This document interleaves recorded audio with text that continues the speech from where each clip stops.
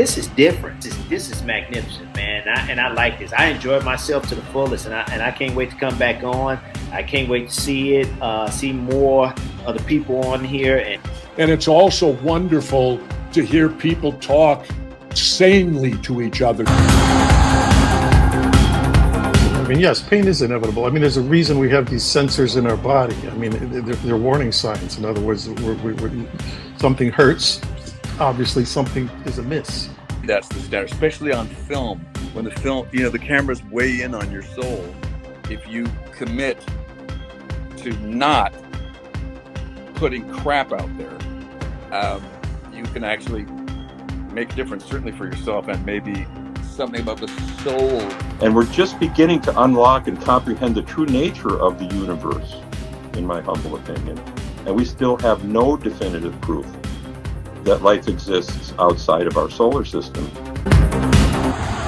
And I would ask him to come with me back to early 2023 to save my son's life.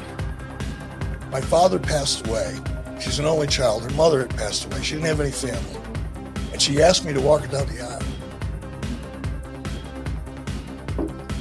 That's the part that changed. It's just that cruel moment of when you realize there is no hope.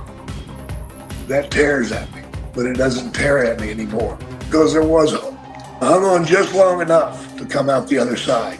And here I am. Look at me, all beautiful and stuff. But now you're going to bring your garbage and war out into space. Well, we're not going to let that happen. The high tide's going to come. You're not going to be able to overcome at least what technology has created. And they were rebuilding that country at a cost. Their truth is the truth that we imbue in them, to be kind, to be civil. And I was like, oh my God, I'm not all the names that the kids were calling me on the playground. I was dyslexic. It was a recognition. Continue to work as hard as you can, because by working, Avi, you will keep yourself busy and get used to the grief. The grief will build up. Two people, two different stories. It was a life-changing moment because I was no longer allowing myself to be a victim. Another trio of questions, now more underrated. We have Billy D. Williams, Italian men named Skippy, or Unicycle. I'm sorry, Italian men named Skippy. Put me away, Avi. That's Archie Bunker, the mountain climber, Ralph Cramden, the yoga instructor, or Don Corleone, the computer repair person.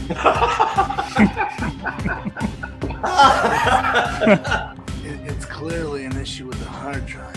I'm going to go Don Corleone. The bed actually looks like a bed. ED. If you think about it, lasagna is just spaghetti-flavored cake. I don't know. Have we ever thought about this? That the object of golf is to play the least amount of golf. Think about it. That's golf in a nutshell. Yep. That's true. Yes. Yeah. That's true. That's the object. Where I went around, I visited all the adults first in the the Stony Brook University Cancer Center, and then I visited the children. And I would say the adults were at least as enthused and joyful to see Santa. And Mr. Ventura, I said, I don't know if you remember me. He says, of course, Jacques Rougeau, I remember you, the Rougeau brothers, And when he said that to me, it was like, holy shit. I got a chance to get to know Joe Weider. Joe was like a second father to me. He took me under his wing. He introduced me to art. He introduced me to history. What a blast! I want to dance with somebody. There we go. I'll do it. I do too right now, guys and gals. And when you say videotape, I'm gonna say it once again to all Jake's people, all them Braves fans. Hey, y'all, appreciate y'all. I love you and keep rooting for them Braves. But I was going, Tom, Don, I'm a true fan. Yo, I never watched all of your movies through, Tom, because they scared the crap out of me. Love y'all, man. Pleasure. Great to meet you. It's great to meet you too, Trent. Avi, you did a great job.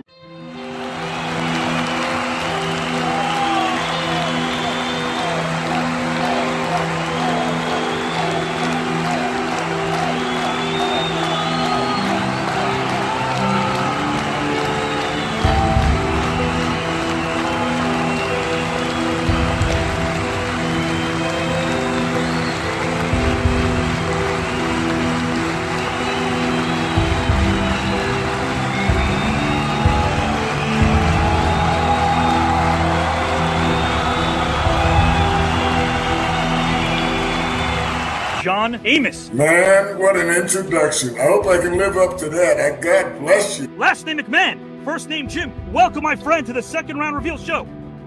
Avi, always great to hear your voice, kid, and to hear your intros. You're amazing. I welcome a power player and businessman. Last name Rosenthal, first name Steve. Avi, you are unbelievable. No, please. That was one of the best introductions I've ever had in my entire life. It was better than my bar mitzvah. Welcome this man, last name Davidson, first name Tommy. Nice. I think that's the best intro I've ever had. Oh, I appreciate that, my friend. Grab your mommy. Here's Tommy. Did you have a nice time tonight in the green room? I had a great time. I can't tell you how refreshing it is that somebody knows what they're doing. Avi is a poet, but he doesn't know it, but his feet show it. You're unbelievable.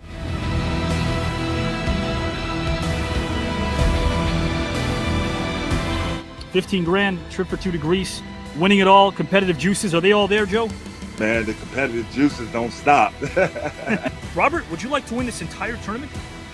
You know, all those luminaries and athletes and strongmen notwithstanding, the most dangerous place on this show is between me and that prize. That's all I'm going to say. You get a chance I am here to destroy people, to win, put up the rhymes that make things say that be so fine, and then hit you in the butt, because I'm ready to win this all. It's all about me going to Greece with my wife and my family and having a great time. Let's win this. Let's win this. Oh, you here to win the whole darn tournament? I don't play. I just win.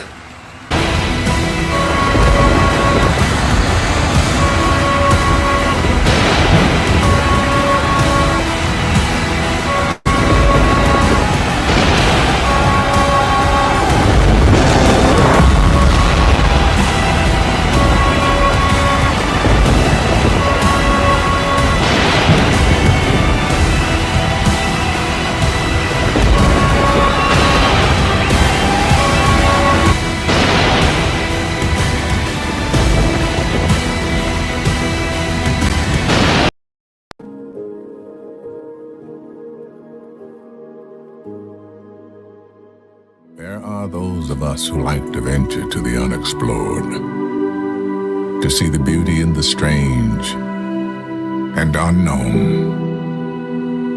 Those of us who go out there with a sense of wonder.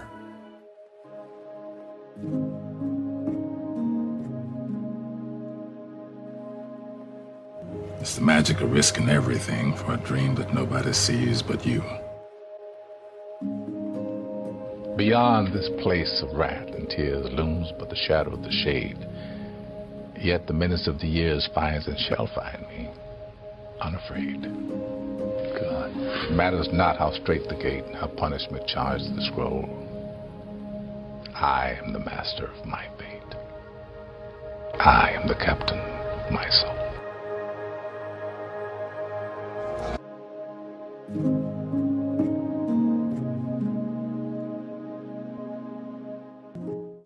I have to remind myself that some birds aren't meant to be caged.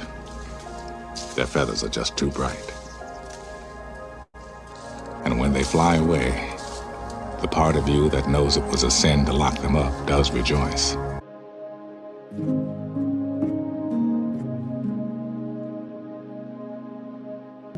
Let me tell you about a voice.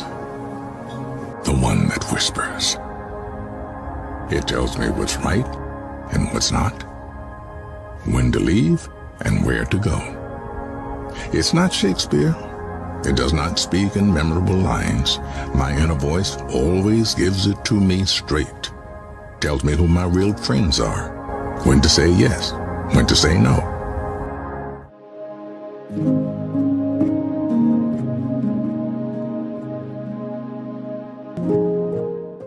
Whether the person sitting next to me is the one I'll be spending the rest of my life with.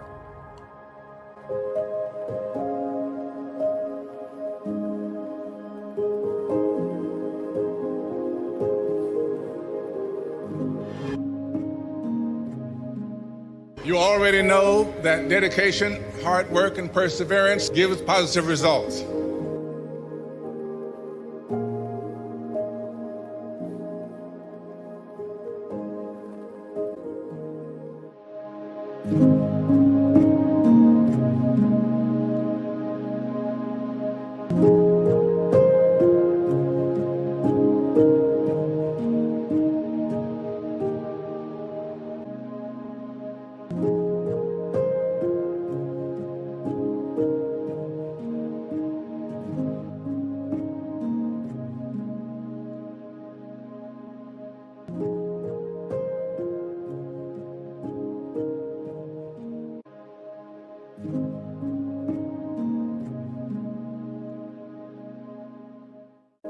Let your instincts guide you.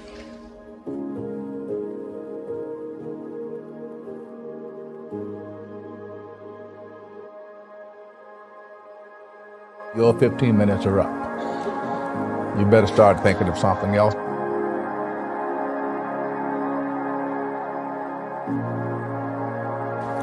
What else to do? What do I want to do? I was picked a day that I was going to go to the Taxi and Limousine Commission to try and get my license. And the day before I decided to go, I got a call from my agent. Paul Newman is casting, wants to see you. Getting a job is like having money in your pocket.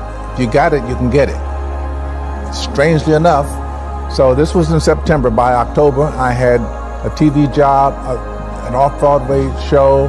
I was directing a play, and I was going to be in January going to do this movie. It's called Harry and Sons. Go figure. What would you do if you weren't an actor? If you didn't make it as an actor, what would you do? I have no idea. I would act somewhere, because I'll die if I don't.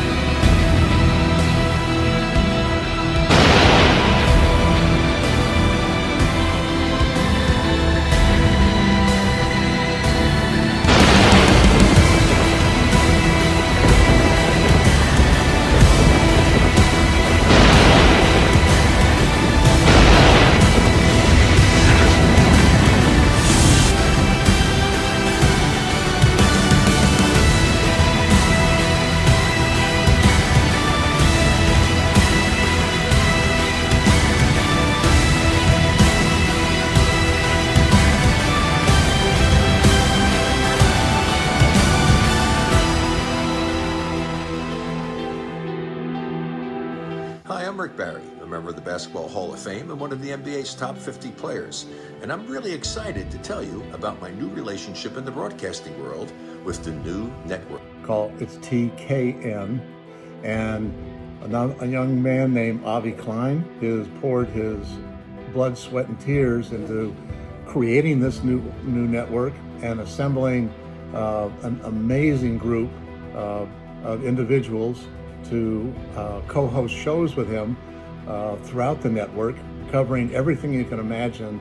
He's assembled artists, authors, film entertainers. Legends from every walk of life who are just bringing their knowledge and their experience and their wisdom, and this is amazing. Like in a day and age when our airwaves are just completely oversaturated with false narratives, with social media futility, with craziness, Avi just is I feel like this is a cosmic convergence of what is most important to him, and he's such a stand-up guy. Here, but with a very warm heart for Avi and thanking him for all the work he's put into creating the new network.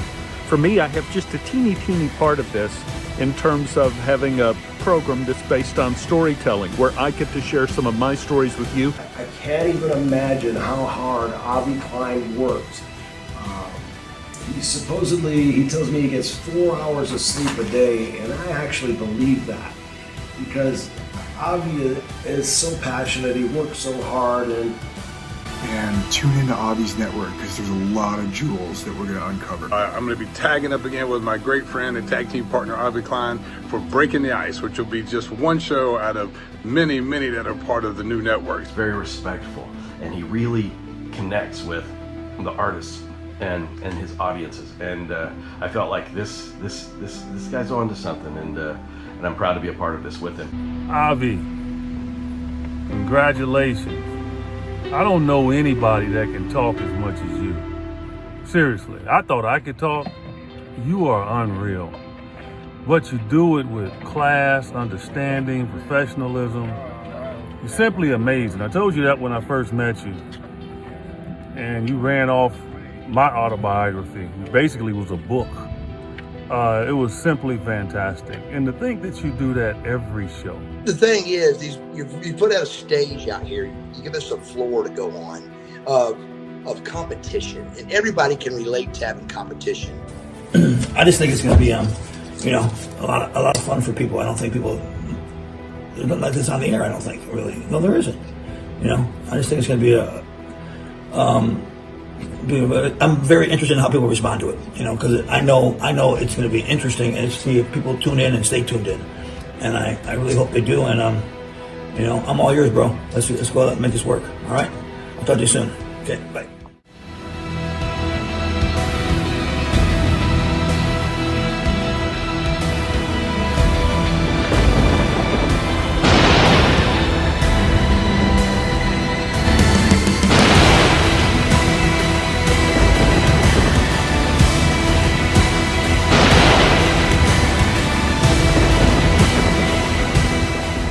We are here, guys and gals. It's Saturday night. The only place to be is the new network. And again, we're going to thank our luminaries in the back. Teddy Long, David Tank Abbott. Round one, there were a bevy, a plethora, a smorgasbord of mystery participants. There is no mystery. That part is history because we know who's in round number two. 131 Hall of Famers from the world of sports, music, wrestling, not to mention Olympians, Oscar, Grammy, Tony, Emmy, Golden Globe, AMA, WGA, Oscar Award winners and nominees galore are filling the brim with this amazing star-studded tournament, the first and only of its kind.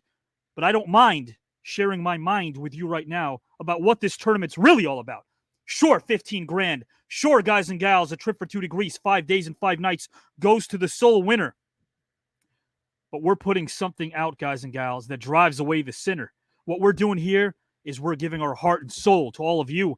But it's not Avi Klein. No. It's Teddy Long. It's David Tank Abbott. It's Miles Avery.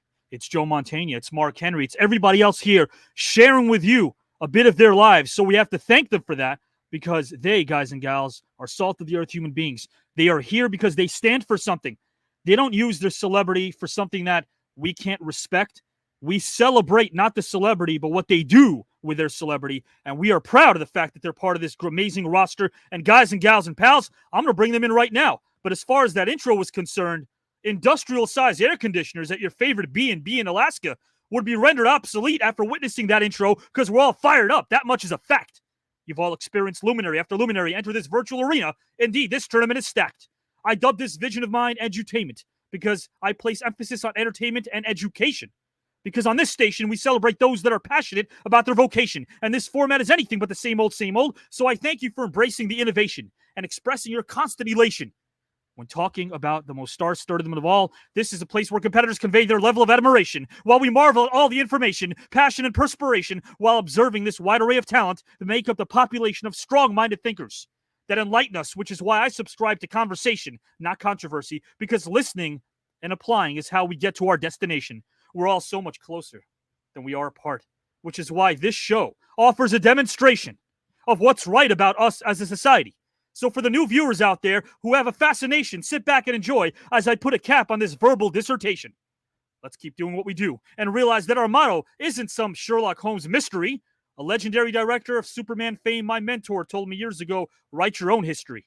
Teaching history and screenwriting for the very best was one thing, but sharing your history is an honor. That mentor lives in my heart daily. His name is Richard Donner. So let's sit back and realize what we've witnessed here in this tournament, oh so grand. Where as of tonight, guys and gals, 131 Hall of Famers and Hollywood Award winners and artists from music and all across this land. We discover and rediscover our humanity through open dialogue and expand. So be prepared to give a hand to competitors that are about to work their sweat gland, all the while our attention they command. With 15 grand and a 5-day and 5-night trip to Greece on the line for two, one cannot forget about the pride and the prize. So with that, let's all rise and reprise our roles as educational voyeurs that never chastise or agonize, but rather revel in our beautiful reality without needing a disguise. Here on this network, we're allergic to lies. The bard Shakespeare once said, "It is hot in the stars to hold our destiny, but in ourselves." So if you love something, don't hate others that do, because doing is the sweet nectar that is most rewarding. Take a moment to breathe. Admire your desire to aspire, because if you don't, life will be a blur. Of this I'm sure. So never hate the flower for starting out as a seed. Long distance running is essential. This isn't a stampede, so don't run anyone over on your way to the top. Focus on yourself and never forget to cheerlead. Root for your loved ones and lift people up. This human fortune cookie hopes that we all agree that positivity is something we can never concede. So guys, with that, I have a quote for our very first participant. The great Frederick Douglass said, "Man's greatest effort relies on his consistency, and his greatness consists in his ability to do and the proper application of his powers to do things needed to be done." Guys and gals, without further ado, take a look at the screen before you, because this is our first participant.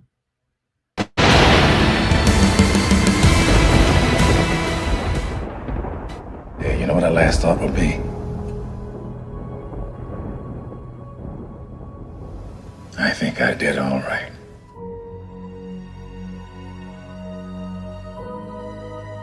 The autumn night that covers me black as the pit from pole to pole.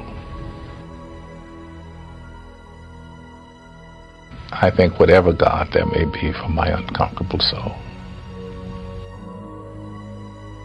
In the fell clutch of circumstance, I have not cried aloud. Under the bludgeonings of fate, my head is bloody, but unbowed. You do it because you have to do it. If you spend 20 years waiting tables, at night, if you were a writer, you're writing. And it's the same thing with any discipline. Painters paint. I don't care what else they have to do to put food on the table or pay the rent, they're paint. And I think that's the same way all the way around.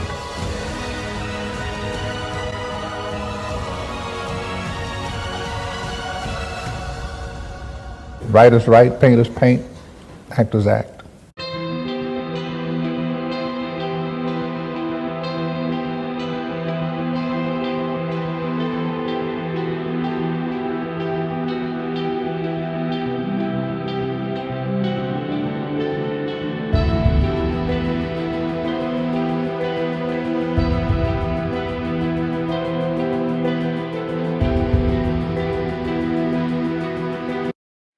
Martin Luther King, he knew that he could be killed, or anybody in his family could be killed at any time. But he didn't let that stop him. He continued to fight and do whatever he had to do to try to, to make things better. So I put everything in my body you could do, A to Z, and I'm still alive. So that has told me one thing, that God has something for me. If he's keeping me alive, then there's a purpose here on earth. It was a Labrador Retriever. And every time he would come around me and I was at home, I would just always tell him, come on, player, move out the way, player. And I just left it at that. So I went to TV when I got hired in WWE, and I went to TV there. I just took the player to TV and just started saying it, out of the blue.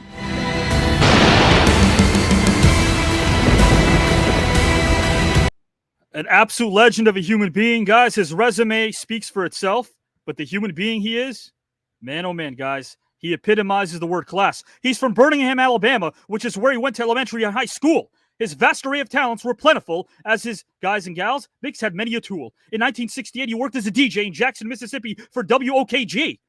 This isn't where he would stay, as life's menu would soon serve him his entree, as his verbal prowess would soon be on full display, riding up and down the interstate highway. All the while, authenticity is what he would portray. All one has to do is go to the archives and hit the instant replay. He DJ'd, guys and gals, in Birmingham, Alabama for WENN, where he interviewed a man that was a king in his field, sans the crown. I'm talking about Mr. Dynamite, the godfather of soul, Mr. James Brown. Mr. James Brown took a liking to him and started riding with him in limos, along with James Brown's son, Teddy. His journey continued as he traversed back, because the ones that win the race place emphasis on the slow and steady. James Brown had a show called Future Shock, similar to Soul Train, and wanted to hire this legend as a musical director.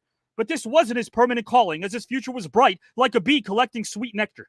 He was a fan of pro wrestling and went to see the matches, and one day happened to be at the right place, right time. He started hanging around Tommy Rich, never expecting to be working there full time, but he was there in his prime. Being in that locker room, all eyes were on him, so he started doing errands, and it wasn't about the moolah. A legend wanted to be shown around, so he did just that. I'm speaking to the butcher, first name Abdullah. Louis Manning gave him a job. Louis Manning gave him a job to put up the ring and take it down. He did it with love, never a frown, and soon would be riding town to town. One night they needed a ref, so he was refereeing a match between Ron Bass and Black Bart. The man wore many hats, so this wasn't the start. The man, and guys and gals, was extremely smart, and soon we'd see his beautiful works of art. He was prompted to referee in NWA's Jim Crockett Promotions in 1985. As a manager in the late 80s, yet another element of his would wow the audience as he would continue to thrive and thrive and thrive. It didn't hurt that he started DJing in the car as Kevin Sullivan and Eddie Gilbert witnessed his gift. He transitioned smoothly and gradually, as it didn't happen rather swift. This man belongs to 3 Halls of Fame and was the longest reigning GM on the blue brand that is strong in the eyes of the fans. He can do no wrong. They love the catchy theme song. So welcome a WWE Hall of Famer, talented human being, the kind and intelligent, the one and only Teddy Long. Welcome, good sir. How do I say anything after that? I can't follow that. Hey, my friend, you deserve every single minute of it, man. You've been up and down the road. You've not only paid your dues, but you've paid it forward, because we share mutual friends, and everyone says the same thing about you. Number one, you keep it real. And number two, you always give back. You always give back, and you do it in an honest way that is still respectful. That's very rare, and I want you to know that. I think you're one class act, my friend. Thank you very much, man. And I also want to let you know, too, just thank you for making me a part of this. You know what I mean? This is really outstanding. And I watched the opening package that was put together there. Just outstanding, man. Outstanding. And so as I looked at that and I saw all the participants and the people that have been involved and the people that are involved now, then it opened my eyes, and I'm like, hey, this is where you're supposed to be here. Look at this. So you're doing an outstanding job, man. Congratulations. And I want to say something, too. We got my man Tank Abbott here. Yes. Tank, I hadn't had through my wrestling career, I've always heard the name Tank Abbott.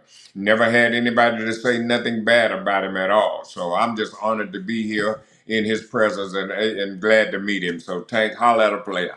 I will never speak for David, guys and gals. I know I feel like the feeling is mutual. I know it is. Teddy, you got to know Tank in the green room a little bit, or I should say David. And you know what? I got to tell you, that's what I want to jump on. Once you get to know David, man, Tank Abbott was one of the greatest ever in his craft. David Abbott is one hell of a human being. And so are you, my friend. That comes from the heart again. So yeah, thank you. I have to ask the question before I bring in Mr. Abbott.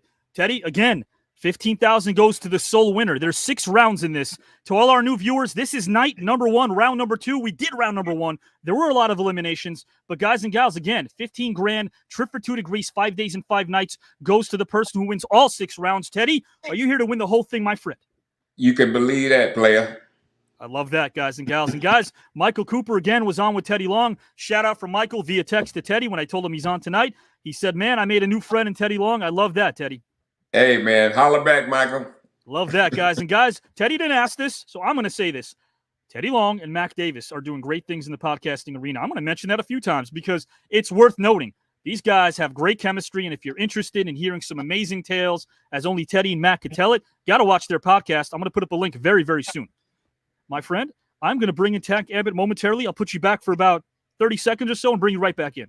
No problem. Guys, the great Teddy Long. Really, again, class act. I loved speaking with this man, and I know that David Tank Abbott concurs. And guys, speaking of Mr. David Tank Abbott, man, oh man, there's a lot to say about this human being.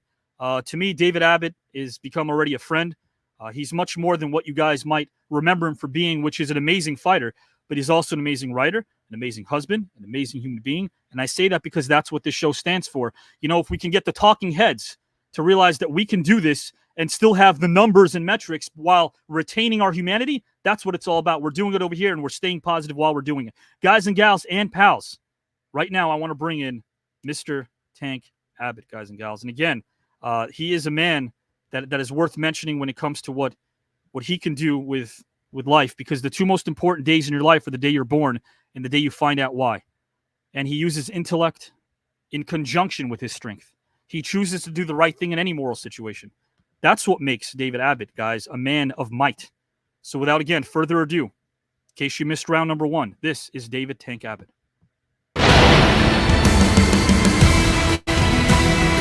We are all dying, but only a small select few are truly living. You can step out of the shadows into the light. You were meant for greatness. You were meant for more than just what you do for a living. You are an eternal being, meant to inspire and help the world. Let's get it right once and for all in this lifetime. Always trust your inner voice. Everybody has one. Few listen to it. You're born with a gift. If not that, then you get good at something along the way. And what you're good at, you don't take for granted.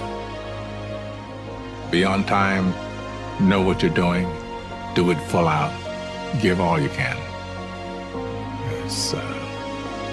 That's a lesson.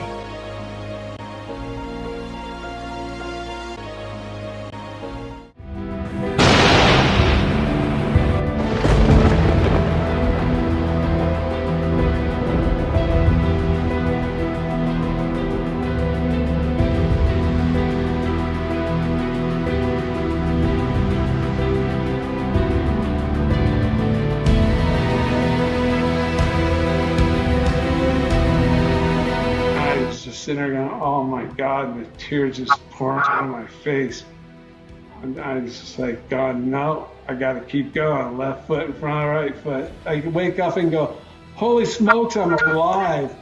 So people forget about that and don't even think about things. And it's just like every day I wake up, I'm like, oh yeah, okay, I'll do it, let's go. And then Hanoi Hilton. And the things that man went through, firing squad, execution, making tools to escape, his tenacity and his confidence to get through 8 years. To know him is to really respect him, and I consider him a very good friend, and I'll say this on air. Appreciate the kind words you always asks me every time we text and speak. How's your dad doing? Thank you so much for that, Mr. Abbott. You are a gentleman. Guys and gals and pals, without further ado, let's bring in a man, guys and gals, who understands that the war sometimes exists in our mind. We're all going through a war in our mind, and we have to visit our mind to fight that war and win that war. And our next participant knows that the comeback is greater than any setback. This is due in large part to the fact that even death could never stay his hand. As he gazed upon the cold vastness of space and he mused upon his life, he found that both are anything but empty. He's alive. He's here. His purpose is indeed quite relevant. The man is multifaceted and isn't just a fighter, but a historian. And man, oh man, can he teach. It all began in the state of California, specifically Huntington Beach. His father was a lifelong football coach, and he played the sport as well when he attended Marina High School. But there was another sport in which he would have no peer and truly would shine like a king. He was drawn to the mat since he was 9 years old, watching his brother excel in the sport. I speak of wrestling. He continued wrestling in college, where he was one of the best and an NJCAA All-America in that sport. As many would find out, his determination and pride were absolute. He was a man that you could never thwart, because if you did, your body would contort, as he might wind up in pieces while they would transport you from the MMA ring to the airport. He attended California State University, Long Beach, where he graduated with a degree in history, something that speaks to me, as teaching that subject is as rewarding as honey to a bunch of zealous bees. In the bars, he would always deck those who didn't bring it correct, as they chose to bully others, which is something he could never ignore or neglect. He stood up for the weak and the meek. One day, he was reading a magazine at a store, and his attention was piqued when there was a little new attraction called the UFC. He applied to UFC 6, and as an undefeated street fighter who could bench 600 pounds and knock out 4 men in his last brawl, it's safe to say that he more than qualified. There's plenty of video footage to indicate how his opponents were looking for some place to hide. But in the ring with him, there was no escape. Heck, they applied, and they'd all go down to a story, guys and gals, like a fictional story or something real, like the classic Bonnie and Clyde. July 6, 95, the world would become privy to a man that was there for the crown. He ran over the 400-pound Hawaiian fighter in 18 seconds as the poor guy went down. Next up was round number 2, that night where he was further solidified his reputation by defeating Paul V with a ground and pound attack. along with knee strikes, as yet another opponent sat there in bewilderment, wondering who turned out the damn lights. What an honest time for the UFC this was. No judges, no time limits, and the tougher guy got the win and walked out. He made it to the finals, and after facing him, the eventual champ couldn't even stand. The audience gave him a hand, as they loved him for his authenticity and heart. His talent was quite grand. UFC 7 was next, where he had an easy win over Steve Jimumin. The first round, guys and gals, he defeated the aforementioned Steve with a neck crank. Next up was legendary Dan Severn, but even Dan had trouble taking down this tank. You want a brief summary? Sure. He is a 2-time UFC tournament runner-up, a 3-time UFC semifinalist, a UFC heavyweight champion contender. He holds the records for most UFC tournaments competed and won the viewer's choice way before there was a thing called social media trends. Heck, in 97, he even co-starred on an episode of Friends. Both the WE and WCW took notice of this massive talent, but in the end, Bischoff and WCW signed him, and pro wrestling fans had their first glance. He was one of the top guys, taking it to Goldberg, the Steiners, Sid, and hell, we found out he could even dance. He was featured in one of their video games, and even after that run, continued to knock people out. Many would talk the talk, but he would walk the walk. He could do nothing better in his presence, guys and gals. He would never sit and pout. His resiliency and courage needs to be addressed, as he died 5 times on an operating table, and he had 6 strokes. For many, that would have been the end. Not for him, thankfully, as I consider him a good friend. 107 days in the ICU, and amid this turmoil, it is what he did that would raise many an eyelid, because he fought and survived the hardest fight of his life. So stand up and welcome a man known as a tank from Jersey to Madrid, a legendary, kind, humble human being. Last name Abbott, first name David. Welcome, my friend, to the Grand Tournament round number 2. Thank you. Wow. Once again, Avi, man, you're the man. You get it out there. Thank you for all the kind words and awesome job. I mean, you obviously know that you could throw down. Well, my friend, I got to say this. This is definitely not about me. It's about you, because you and Teddy and everybody else in this make it easy for me to rhyme, because there's so much to delve into when it comes to not only your careers, but again, what you guys stand for. Our many conversations, I've gotten to know David Abbott. That's been a joy. But I know from what you tell me, the fire still burns. 15 grand, trip for 2 degrees. A lot of competitors in here as well. And winning this thing means you stand for something very right in this tournament, something positive. Are you here to win the whole thing, my friend? Absolutely. I'm here to win and have a good time in Greece, and take my wife and go have a good time and not think about it.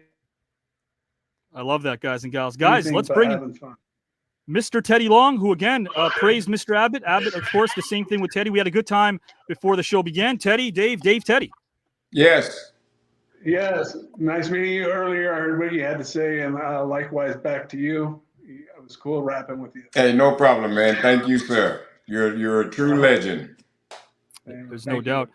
And guys, another legend. I have to say this right now, because it brings me great disappointment to mention the fact that sometimes Mother Nature can get the best of us, because out in Asheville, North Carolina, resides a man named Miles Avery.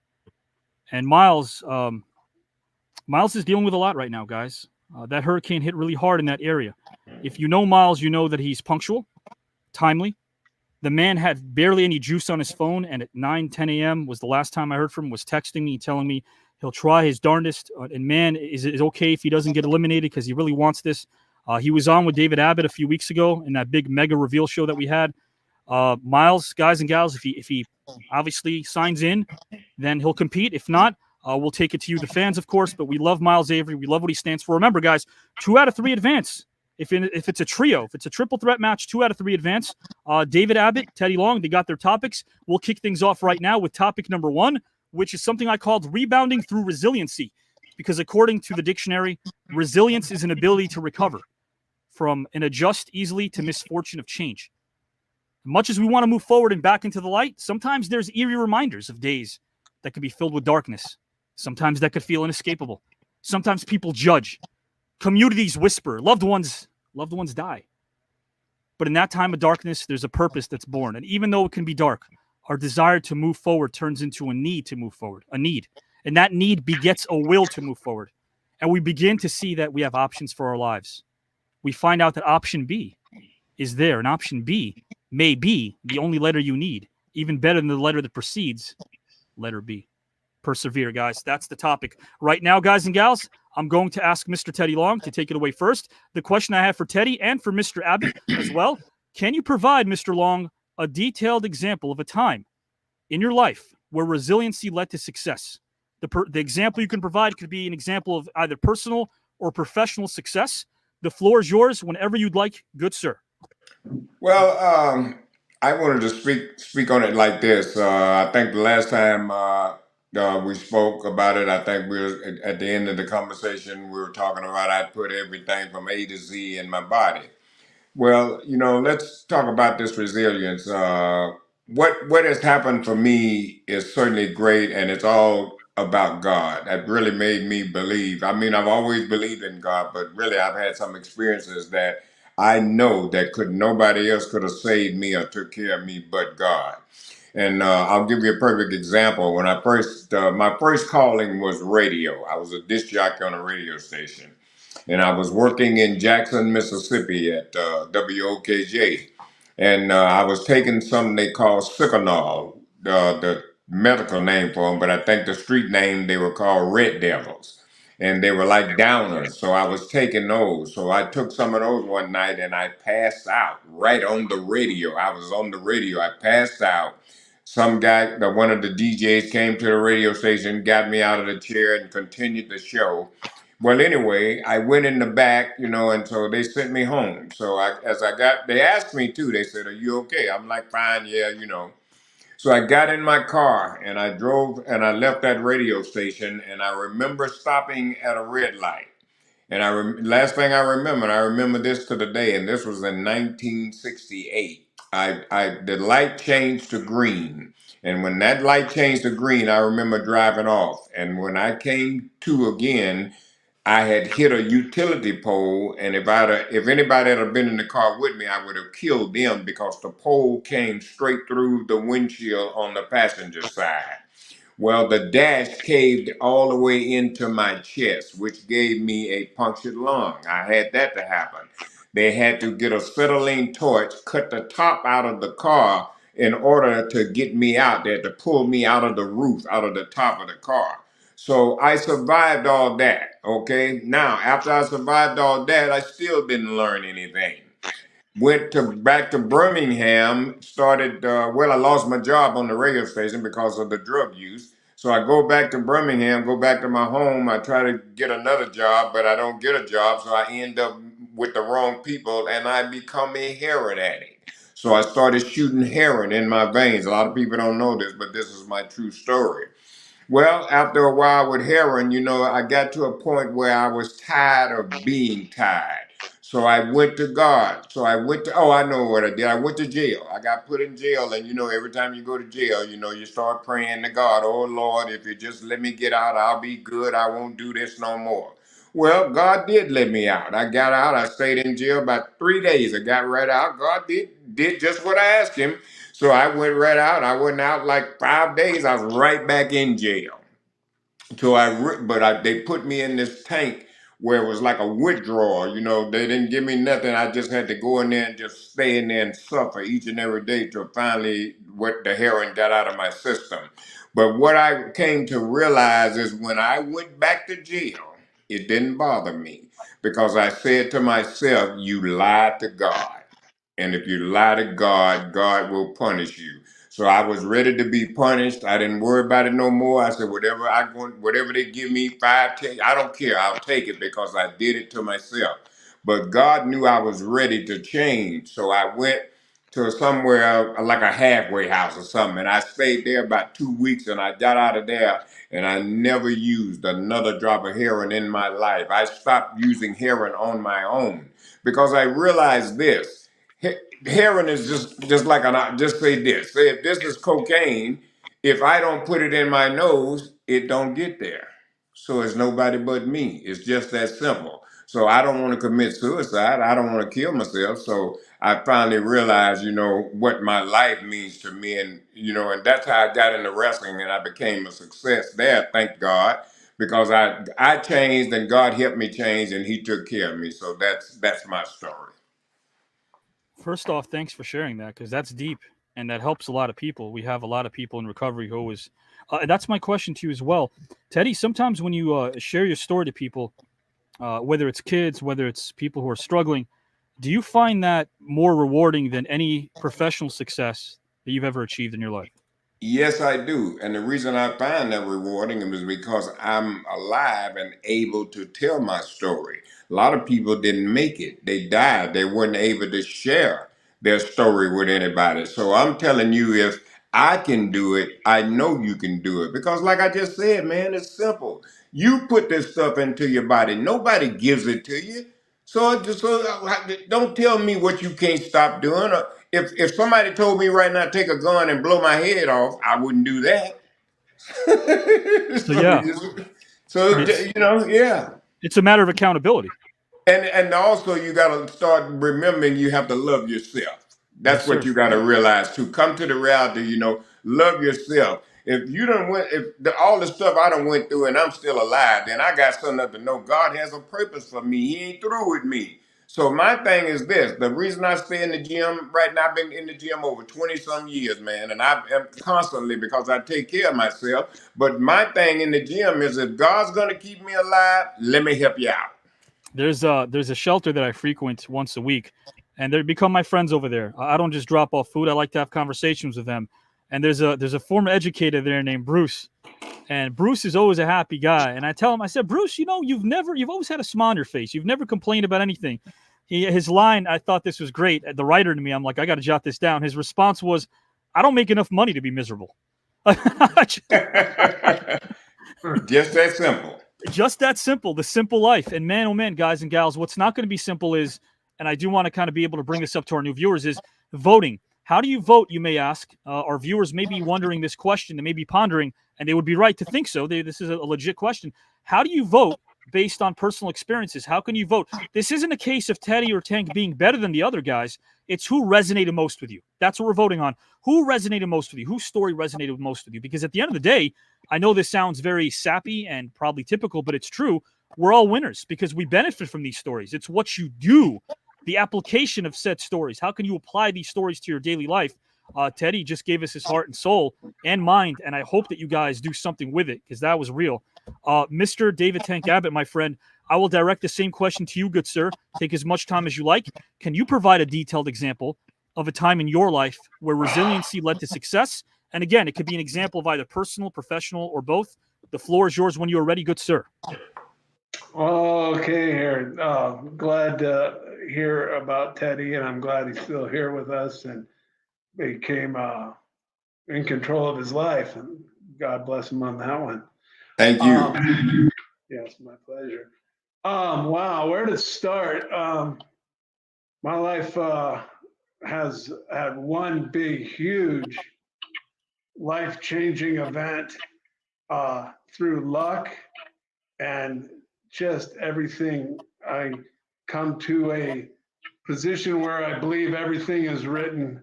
I've become very spiritual, but that was coming up on a little past 6 years ago. I died on the table in the operating room of a liver transplant. But let's kind of set up how I got to that point.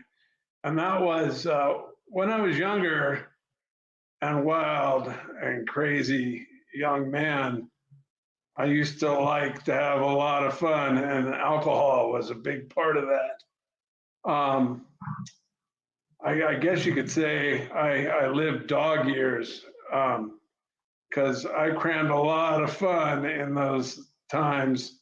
When I first started drinking alcohol, I was probably 13, all the way to when I died when I was 53. And boy, I wasn't the kind of guy like, oh, I need alcohol to do this and that. It was like, where are we partying and what are we going to do? And boy, man, I had some really crazy fun times. And along the way, people are going, you can't live that way. And once you get deep into the bottle, you start going, oh, no, not me. I'm Superman. I ain't going to kill me. I can live forever. And you kind of start believing it. And so everything in my life has been charmed. I've my fighting is my passion. Street fighting was my passion. I used to love to beat up narcissistic people that would come in and try to shove their weight around. And obviously, I don't look like the most intimidating, right head looking dude. And I would find myself getting in altercations with people like that, and obviously not losing and teaching them a lesson, I used to tell myself.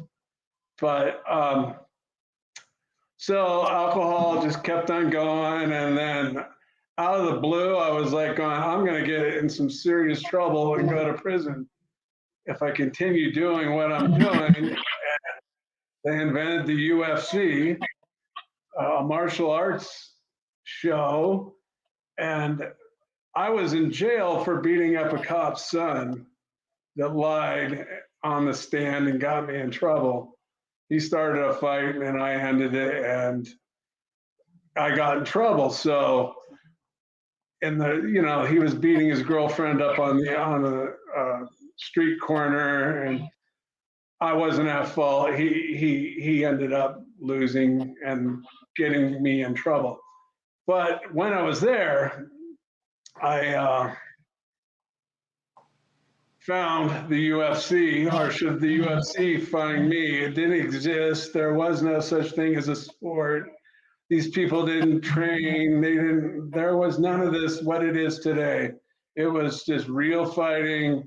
And through the luck of everything, God, some higher power, whoever writes it, wrote a fighting show for me. And I snuck in the show, being that they labeled me as a street fighter, and these martial artists were going to show the world what happens to street fighters. I've obviously wrestled since I was 7 years old, and at that time I'd been in at least 200 street fights, and I was pretty good at it. So I went on and made a name for myself in street fighting and UFC, and I was living a dream life, partying, having a good time, everything. And then I went on to WCW, which is, if you don't know, it's like a rock and roll lifestyle. And I took advantage of that and hit the throttle hard. And the WCW came to an end. So I had not a thing to do and a big bank account. And so let the good times roll. And they were rolling pretty good for quite a while. And then I went out with a friend of mine. He's my criminal defense attorney. He was an awesome guy. He could pull the truth out of people, so I didn't have to go to jail. But I went out and was having cocktails with him until it was 2016, July 1st. And after that night, I woke up the next day with a really bad hangover that seemed to come more often the longer time went on. And I went to the hospital. Actually, I went to one of those prompt care things, and the doctor was freaked out and called like an ambulance. And I went to the hospital, and I had a cirrhotic liver, and my days were numbered. And I sat there and was like, no, that's not me. I'll just stop drinking. Well, that doesn't work that way once you get that far into it. And I made it through that doctor and went to Cedars-Sinai Transplant Center. And I was there for 2 years, going there every 2 weeks, giving them blood, not understanding what was going on. They told me I couldn't drink anymore, and that was fine. If you explain you drink, you're going to die, you kind of figure that out. So I was going every 2 weeks, and they'd go, okay, see you later. And I was telling my wife, she was my girlfriend at the time, like, what the hell's going on? This doesn't make any sense.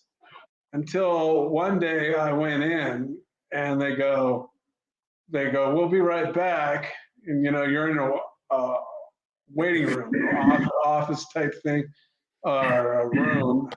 Next thing I know, a gurney comes rolling in and says, you're not going home. I go, what? Like had a visceral feeling, like my heart dropping through my body. And I'm like, what are you talking about? And they're going, your kidneys don't work anymore. You're in the final stage of liver failure. And that was part of it. Your kidneys weren't working. And so it was like, holy, oh my God. And they loaded me up on the gurney and they pushed me through this tunnel across the road, underneath the road to the hospital. And at that point in time, I was going down the hallway and we're going kind of fast. And I was looking up at the lights, the fluorescent lights that kind of reminded me of that freeway lights. And I'm like, oh my, this is it. I'm dying. And literally I could comprehend, it almost like jumping out of a plane and I'm going to hit the ground sooner or later. You're dead. You're a dead man walking. I was a dead man falling. And that happened. And I was there in the hospital for like 6 days before they got me a liver. And they took me into the operating room, and through correspondence with my wife, I ended up finding out that I died 5 times on the operating table. And I had 6 strokes. And I don't remember anything, but my wife told me about it. And I was in the ICU for like 107 days. And they had me there and I wasn't responding for the longest time. And they were talking about pulling the plug on me. And the doctor said that they were going to go away for the weekend and telling my wife to figure out, she was power of attorney, what she wanted to do. And she goes, no, I can't do it. He's not going to do it. Anyways, over that weekend, her and a friend of mine came in, a guy used to run the UFC, came in, and they were holding my hands, and I must have heard the doctor talking to her or something, because I came alive. And my friend said it was like awakening. And they were holding my hands, and I started moving my hands up and down, and they were like, oh my God, he's moving. And they ran out in the hallway. And then it took me like 3, 4, 5 weeks before I got stable enough for them to move me on to a hospital care place. And I was there for quite some time. And anyways, I bought the bullet. I got bit the big one and I died. And I remember like a dream sequence almost of where I was like drowning, fighting up this current. It was like a giant water, like coming out of a hose down on me. And I was fighting through it and popped my head out and like, oh, thank God. And it was all soothing and warm. And then all of a sudden it started happening again. I swam to get back through it again. And this time when I popped through, I knew nothing was going to happen and I felt calm. And that I came to find out is when I was probably dying on the table. But yeah, it turned out to so long days in recovery. And even to this day, I'm recovering from the strokes, kind of like leaving my ATM in the ATM machine, leaving my bank card in there, that kind of stuff. Either that's my excuse, or I'm getting old, either or. Anyways, it's just like you come around, and I sat around, I moved. I lived in Huntington Beach for like 40 plus years. I moved out to the desert and I stare at the mountains. I live in the foothills.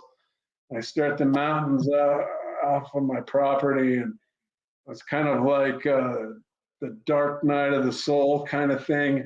Not that I want to get into that kind of thing, but I was like, oh my God, existential thoughts are going through even to this day, like 50% of my time, I'm thinking about, oh my God, it's so easy not to be here. And Yeah. you have to left foot in front of the right foot. You have to make things happen. You can't sit around and let them and wait for them to happen. You got to go out and live. Do you know how I know how lucky I am? You're gonna die, and you're drinking a lot. And you go, oh, so I die. Who cares? But once it happens to you, it's a whole different ball of wax. It's like, whoa. No. I get it. I'm not going to drink anymore, and I'm going to value taking the trash out. I walk my dogs around a trail down here, and if it's so awesome that I can go walk my dogs, and I say, if I don't see anybody, it's a perfect walk, which over 50% of the time is I don't see anyone. I don't see a car or anybody. But that's like the perfect walk, the solitude, just me being me and being happy. When my father was still alive, I was a younger man, I would ask my father, like, what's the point of living? What's life about? My dad's no philosophical giant or anything like that, but he was wiser than I was. And he would go, son, I can't tell you, but all I can say is go have fun while you can. And I no matter what it is, whatever your fun is. And so, I try to, whatever it is, that I make fun and I try to have a good time. You know how lucky I am? Two other people died that I have in my body that are keeping me going.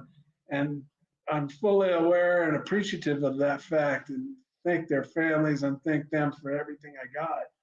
And once again, I've lived a charmed life. But the takeaway from everything is value every second you have. And I used to, like I said, I used to get a lot of fights, and I would beat up narcissistic people that needed, in my eyes, needed to be a beating. I guess that could be narcissistic in itself too. But the point is that now I just laugh. Like, everybody gets mad at people. People do things that are disrespectful and not nice, and narcissistic people. But I just look at them and go, oh, okay, have a good one, and leave. I've changed 180 degrees from whom I used to be to who I am now. I wish everybody, whatever you're into, as my father says, have fun, whatever it is. I don't care if I'm not into it. If you get fun, you get joy, and you can take something from it, take it, do it, enjoy it, live it, and be happy. Back to my father. Be happy, man, and don't be negative and put other people down and, oh, you're into that. It's futile, and it's not becoming of a good person, and or have a phony agenda or anything. And I've lived in the depths of the sewer of narcissism, and Teddy probably knows what I'm talking about. Exactly. But you just got to keep moving. I have a saying: left foot in front of the right, stop, raise an eyebrow, and take a deep breath and go, okay, whatever, just keep on moving. And that's my biggest fight I've ever had. And trust me, the physical pain and everything that I've gone through, I had a complication of my liver. I had a roundworm infection, a parasite infection that took hold 2 years after the transplant from taking anti-rejection medicine. My body could kill it off beforehand, but now that my immune system is shot, it was allowed to flourish. And so I had to go back to the hospital, and I spent over 30 days in the hospital again on morphine because they couldn't figure out what was wrong with me until they did a biopsy in the middle of the night and found out that I had roundworm. It was one of the most painful feelings that you could have. But through all that, you just got to persevere, left foot in front of the right foot, and keep moving. And don't feel sorry for yourself and cry about it. Just keep moving. And I found myself in physical point where I don't feel pain any longer. Well, like I used to. And I'm in a comfortable, happy place. And before, I would get drunk when I would get down to those feelings and put it off and not worry about it. Now I have to sit around and deal with it, and I deal with it, and I'm happy. And it's been 6+ years since I had my liver transplant and died 5 times and 6 strokes. And the biggest fight was that fight, and I believe I've won it, and that's just awesome. I'm so happy, and thank you to the donors.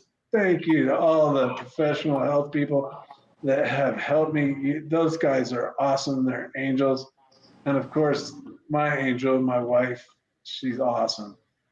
Good.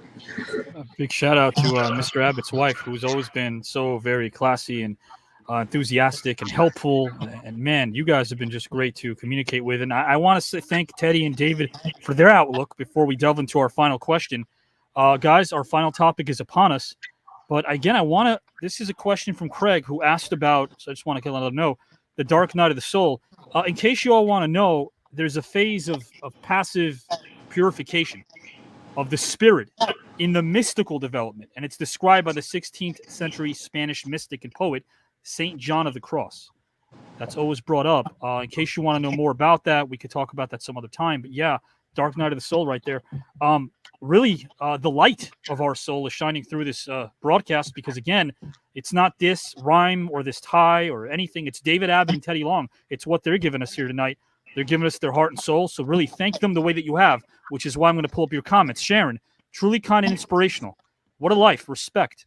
Phil Donahue, what an inspirational story. Alexander, that's great not to feel pain. Sometimes you do have to go through it, though, Alexander, not go around it. I do say this, Giselle, thank you. I try to always remind people that, I put this in my introduction, life is not a stampede. Do not run over anybody on your way to the top. And don't forget to cheerlead. And never hate the flower for starting out as a seed, which means you're going to start here, and that's okay. I know that the societal pressure of trying to get up here so fast is like nothing we've seen before, but that fall is going to be much more hurtful and painful on the way down if you're not prepared to climb those steps properly. The way that David Tank Abbott has, the way that Teddy Long has, they took a deep dive into themselves. They did things that are remarkable because they came out on the other side of it. But on top of it, they never lost their humanity. They don't make excuses. So the fact remains this, guys and gals, they epitomize what this tournament's all about. That's what I'm trying to get at. They epitomize what my vision was at 2 a.m. on a Sunday a couple of years ago when I said, man, we could do something here that's never been done. We can really have philosophical fun, competitive camaraderie, and place emphasis on edutainment, entertainment, and education. And we're doing it here thanks to gentlemen like Teddy and David. Guys and gals and pals, I bring forth the judges who resonated most with you guys. Of course, they both did. I know they did. We're not voting on somebody based on who's better. What does that mean? Who resonated most with you? I'm glad I don't have to vote. By the way, guys and gals, a nice comment there from Sean. Greatest thing since sliced bread. I want to bring that up here to Teddy and Tank really quickly over here. What was the best thing before sliced bread? People keep saying something was the best thing since sliced bread. What about before sliced bread? Donuts. Donuts. I concur. Should have known that, guys. Donuts, yeah, guys. How about this? Why is the word abbreviation such a long word? The whole point is to abbreviate. Okay. Guys and gals, I'm going to click the retire button right now and bring in the judges. Giselle, come on down and let us know who you're voting for. Good evening. I am so happy both of you are back here on the green room. We have been waiting for round number 2, and I couldn't imagine a better way to kick off this round than with you two fine gentlemen who are bearing your hearts and souls and mind. And thank you so much for being here on a Saturday night. Thank you for sharing what you did. It's very vulnerable, these stories, and it takes a lot of courage to share that. So I very much appreciate that. And I am really glad we're voting on who resonates most with us, because if it was any other criterion, I would not be able to vote on these personal stories. What you both experienced, what you both went through, and how you reacted to it and came out on the other side is really leaves me a bit speechless and is mind-blowing. But for tonight, for this topic, my vote is going to Mr. Abbott because of his explanation of finding the pleasure, finding the joy in the small things, in that perfect walk with his dog, and really appreciating all of the little things that life has to offer that you may not notice otherwise. But great job. And this is already starting off to be one heck of a round if this first topic is going to be this difficult. So thank you both very much. I love what both of you had to say. Without question. Yeah, and we're learning a lot, guys. You know, the 3 L's, learn, laugh, and love. If we could do that all here on a Saturday night and then do it every day, our life can be all that much better. So why not? Give into the positivity. And again, thank you, Teddy, and thank you, David, for giving us your all. Guys, this is still a tournament. Winning is not a dirty word. We all want to win. We'll see what happens here. And again, Bob Cook, thank you for joining us. Both amazing stories. Good friend of Teddy's, Mr. Cook here, the cooker. Appreciate you. Best right hand in the business, from many people say. There's no doubt, also a classy guy. Guys, vote in the comment section as well. Your votes do count. We have one more topic to go. Let's bring in our next judge over here, Mr. Kelly J. White. He is going to be voting and let us know who he wins, who he thinks should win. I got to ask David and Teddy a question. Do you think that there are people out there that actually get in the shower first, then turn on the water? Yeah, I do believe that there are some people that do that. Really? I have no doubt. I have no doubt. Man, oh man! Probably all my friends. Guys and gals, Teddy, David, and now we're going to bring in Mr. Kelly White. Kelly, the floor is yours. Why is Avi always making fun of me? Okay, I I get in the shower and then turn the water on. What's the big deal? Teddy, David, I definitely want to thank you guys for taking your evening to come here and participate in this tournament. And you guys are kicking off the very first match of round 2. That's historical for me. I think for a lot of people. So you guys are kicking it off in great fashion. Avi did try to do a rhyme for me once, but I only got a haiku, so all right, down to the judging, figuring this thing out. You guys both pulled out stuff and let people see, into your past, expose the mistakes you made. We all do at some point, but you both recovered. Teddy, I think yours was succinct to the point. You laid it out there. You got on a bad track. You did some bad stuff. You screwed up, but you figured it out, and you got yourself in a good place. You found that spiritual tie you needed to not only be successful in a very, very tough business, but as a human being, as it relates to other human beings. And I think that is just awesome. And I love the fact you're still hitting the gym, brother. I love that.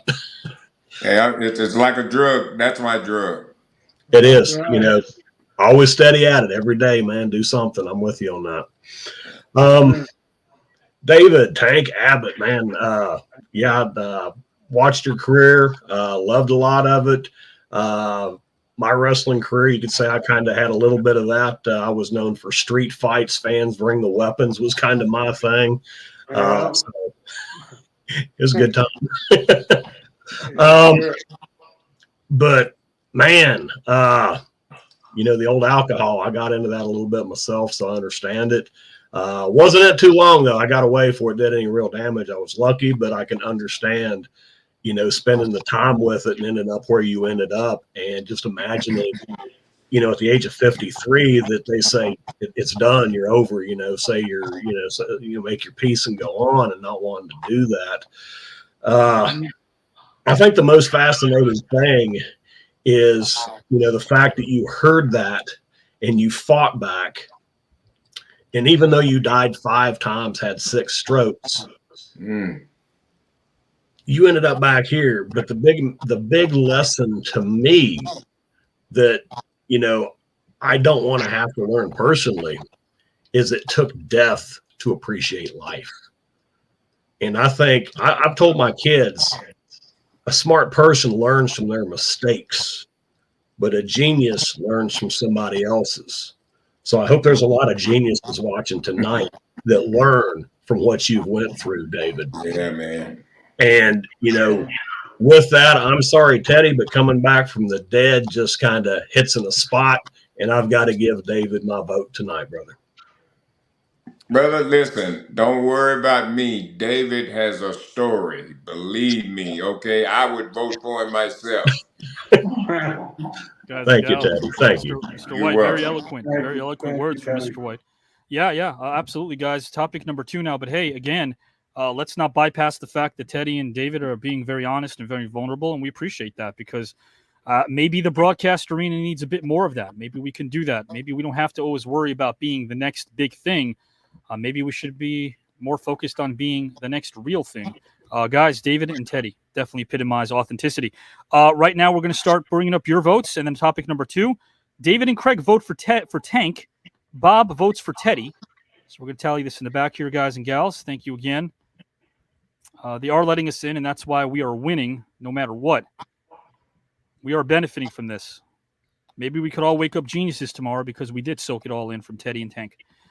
Teddy Long, I think, wins that one. April get her vote. Thank you. Naomi concurs as well. Travis says he's in favor of donuts. Thank you for that, Travis. Appreciate that.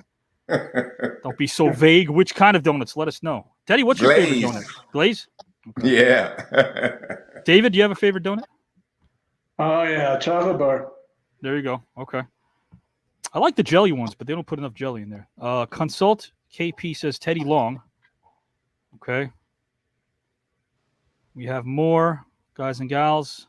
James votes Tank. And then we have one for Teddy. Okay, guys, thank you again for your votes here again. We appreciate you. You guys drive this car in the audience. That's why we call you the engine. Sharon votes for Tank. Jamie votes for Tank. Sean votes for Tank. Lester votes for Tank. Bob votes for Boston Cream. Thank you. Johnny votes for Tank as well. Okay. And guys and gals and pals, we're about ready to move on. I can't count all of them because if I do, we'll go way too long. But we have a few more for Tank. Gloria votes for Tank. Chad votes for Teddy. Appreciate that. All right, guys. We still have, this is all cumulative, right? So the top 2 vote getters again move on to round number 3. Round number 3, guys, man, that's halfway through the whole field. Here's topic number 2. We're going to finish with this last topic right now. It's called Confessions. Certain confessions in Scripture define boundaries of faith, but they also function as essential identity. Sometimes these creeds are much more than checklists of personal beliefs that we have, but do our beliefs make us who we are? If what we believe can change over time or even a blink of an eye, do our beliefs make us who we are? I'm going to ask Tank to start things off this time, and then Teddy will close things out. Mr. Abbott, is it beneficial for you to make your beliefs a part of your identity? The floor is yours whenever you're ready to go, good sir. Well, this kind of sounds like principles and laws. You know, you live your life by principles, and your laws in life can change as time goes by. And I believe I'm a very principled kind of guy, and I really believe in that. And my beliefs, like laws, they're subject to change as far as time and predicament and where you are and where you're at in life, basically. So, yeah, you can have your beliefs, and you are that person, I believe, at that time. But that doesn't mean through education and experience and wisdom that you can change. And your beliefs can change, and you can be a different person. So if your beliefs change, it really doesn't define you as a person like a principles would. Your principles would be more definitive of who you are, as opposed to like the laws are this nowadays. And so, yes, to a certain extent, your beliefs are who you are, but that's all dependent on time, place, and everything else. And not so much like your principles, you know. Your principles are something that who you are through your whole life. So, but more of a structured, rigid belief as opposed to certain beliefs that are subject and possible to change, meaning the person you are changes. And that's kind of where I wiggle myself into. Sure. Well said, my friend. Well said. And I think, yeah, you're right. Sometimes people think identity is like the concept of who we are as people and as member of social groups, but how others perceive us sometimes. I think people are lost in that, right? Because think about it. You could be like the biggest name in the world of sports, basketball, football, wrestling. But you could also be the biggest jerk and narcissistic prick in the world. But people will still love you as long as you're a winner, because our society values success over character. Absolutely. And that's a crying shame. But a lot of people do celebrate the success more so than the person that made that success happen, even if that person doesn't necessarily respect their own path. Have you guys ever met people we don't name names here, but how many times are there people along the way who have God-given talent and have succeeded, but they don't respect humanity? They don't respect others. They don't respect the work that goes into succeeding because their talent is all they really care about. You guys have experienced that, I'm sure. Yeah. I'm sure Teddy knows a lot of people. Yeah. The business both Teddy and myself have participated in there's a few people like that. Yeah. Guys, we're going to kick it over to Mr. Teddy Long, then our judges, then you guys are going to vote. It's our final topic. Yeah, it's true. When I was coming up as a writer, man, oh man, I would write anything I can get my hands on for any nickel or dime that they would pay me. And sometimes I would do, I'd have to save money. I'd do what you call the bologna blowout. I'd have to get pieces of bologna and make them in their own little sandwich and sleep in the back of my station wagon because I needed to save money. And I think that builds character. I think that does, going back to the first topic, allows us to persevere because you can't appreciate the fall unless you fell. You have to have fallen to appreciate the fall and the pain that goes with it, guys and gals. And that also has a lot to be said about watching The View. It's very painful. Guys, the same question I have for Mr. Teddy Long. I'm not a fan of The View. Sue me. I just let that go by. Guys, the same question for Mr. Teddy Long. Is it beneficial for you, my friend, to make your beliefs a part of your identity? And whenever you're ready, the floor is yours. Well, I certainly think so, and here's the reason why. Part we talk about my identity. You know, I don't want people to recognize me as Teddy Long, the former general manager of SmackDown, or WWE Hall of Famer Teddy Long. All that's good, and I thank God for that, and I'm glad I was able to accomplish all of that. But what I want people to look at me is what I have had the opportunity to say here tonight on this program about my past, how I overcame heroin and how I overcame all these obstacles that were in my way. And I want people to look at me and say, well, hey, you know, Teddy Long said something there tonight. And I thought about that, and I think I'm going to change my life. I think I'm going to stop doing this, or I'm going to be a better person. So that's how I want to be remembered as far as my identity. You know, I did a great job on SmackDown. People tell me that each and every day. I meet people every day because I stayed on there long enough to become a brand, and I was like a household item. You know, people couldn't wait to see Teddy Long on SmackDown because they knew he was going to put you one-on-one with The Undertaker or straighten things out for you. But remember Teddy Long as helping me get off drugs, or helping me become a better person, or helping me. I heard something tonight. He said that I'm going to take his advice and I'm going to do that. So that's how I look at that. Yeah. I'm going to take your advice too, because it's how we learn. It's how we grow, you know, and it's what you show is what allows us to grow. And you do that all the time. And really, guys and gals, Teddy's not a best friend, but he's becoming a friend. He's becoming someone I consider a friend. And every time I speak with Teddy, there's this ease about you. There's this respect. And I could pick up on the fact that you treat people the way you want to be treated, regardless of their status. You're a very fair person. Well, I believe in karma. Karma's big. It may not come, it may be 10 years, but it'll certainly come back to get you. And it could also be good sometimes. Karma could come back in a good way, in a positive way as well. Right. You're exactly right. It could be good or bad. But are you saying that maybe, just maybe one day, someone's going to give me an intro? No, it's going to happen for you. Not maybe. That's going to happen for you. Man, guys, we're having a great time with Mr. David Tank Abbott and Teddy Long. Learning can be fun. It really is. That's just the nerdy educator in me. But we're learning a lot from these personal experiences that Teddy and David are bestowing upon us. And hey, quick news, guys, before the judges come in at 9:29 right now, we're done with topic number 2. Just like that, we're done. But next year might be the year where we go live, where we go on the road, where we might have a David Tank Abbott or Teddy Long with us, because there's a lot of people involved right now behind the scenes trying to make this thing and take it to another level, so to speak. So maybe that positivity could be in the form of a handshake, in the form of a thank you to a Teddy Long, a thank you to a David Abbott. I remember that night you guys were on together and you really motivated me. And there's a lot of comments over here, Teddy and Tank. So I could definitely tell you guys, job well done when it comes to being great human beings, because you are inspiring people in real time right now. Thank you. Thank you. Awesome. Let's bring in Giselle. Giselle, who resonated most with you and why? The floor is yours. Oh, gosh.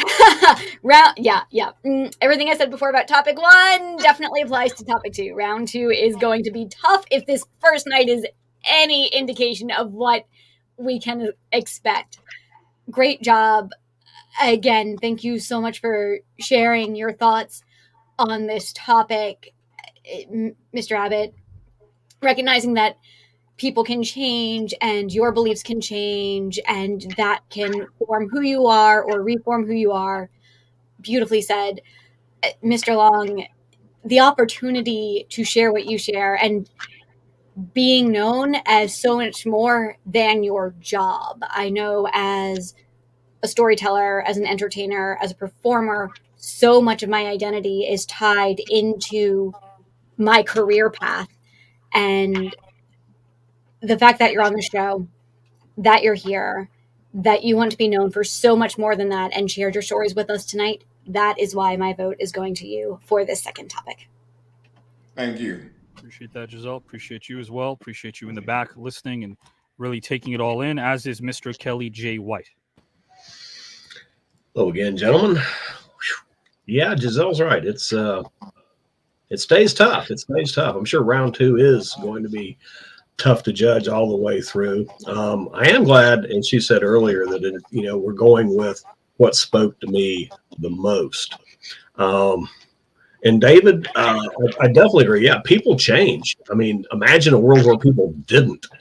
That would be a horrible place to be in. We change over time. I know I've changed, and why I've changed has been because my beliefs changed. I've received new evidence, new data, or changed my way of thinking as people became humanized to me. Because there was a time in my life, certain people weren't humanized to me, but then I met them, and these are people, same as me, and we need to be kind, and we need to be understanding, we need to be tolerant. So to kind of boil it down, Teddy, when you said yes, beliefs really do equate to your identity, I wholeheartedly agree with that, because I feel no matter which little belief it is, it makes me who I am. Whether that was 20 years ago or whether it's today, I am the collection because my behavior reflects the beliefs I've come to hold dear. So to cut it short, this time, Teddy, you get my vote. Thank you. Appreciate you, Kelly. Appreciate that. Appreciate you, Kelly and Giselle, for being on here and giving us your thoughts. Thank you. Guys, we're now going to turn it over to you, the engine that makes this thing go. As you know, guys and gals, I will count every vote of yours, and then we'll find out who moves to round number 3 of the most star-studded tournament of them all, guys. We're happy. It's not just the numbers. It's not the name or the fame or the acclaim, but 131 Hall of Famers and award winners that stand for something in this one singular tournament. Sharon votes for Teddy, and Bob concurs. Thank you, Mr. Cook, for joining us, going with Teddy again. And Gloria agrees as well. Thank you, Gloria. Larry also votes for Teddy. Sharon, people do change. Yeah. It has to come with desire. You have to have the want to change. Naomi, Teddy has my vote. Appreciate both Teddy and David. Thank you. Howard says constructive energy and or destructive energy to be careful what you put out in the world. Like that you guys are communicating with each other as well. You guys are awesome.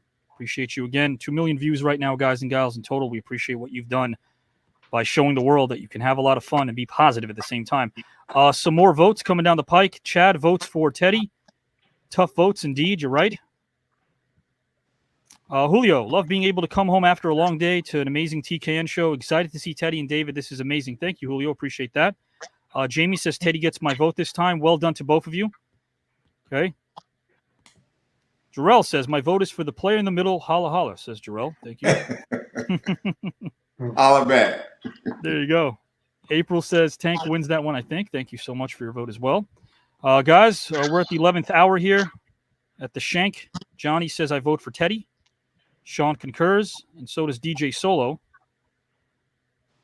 Lester agrees. Christopher says, again, this was tough, but I'm going with Mr. Abbott on this one. Okay, appreciate that, guys. And Allison also concurs with Christopher.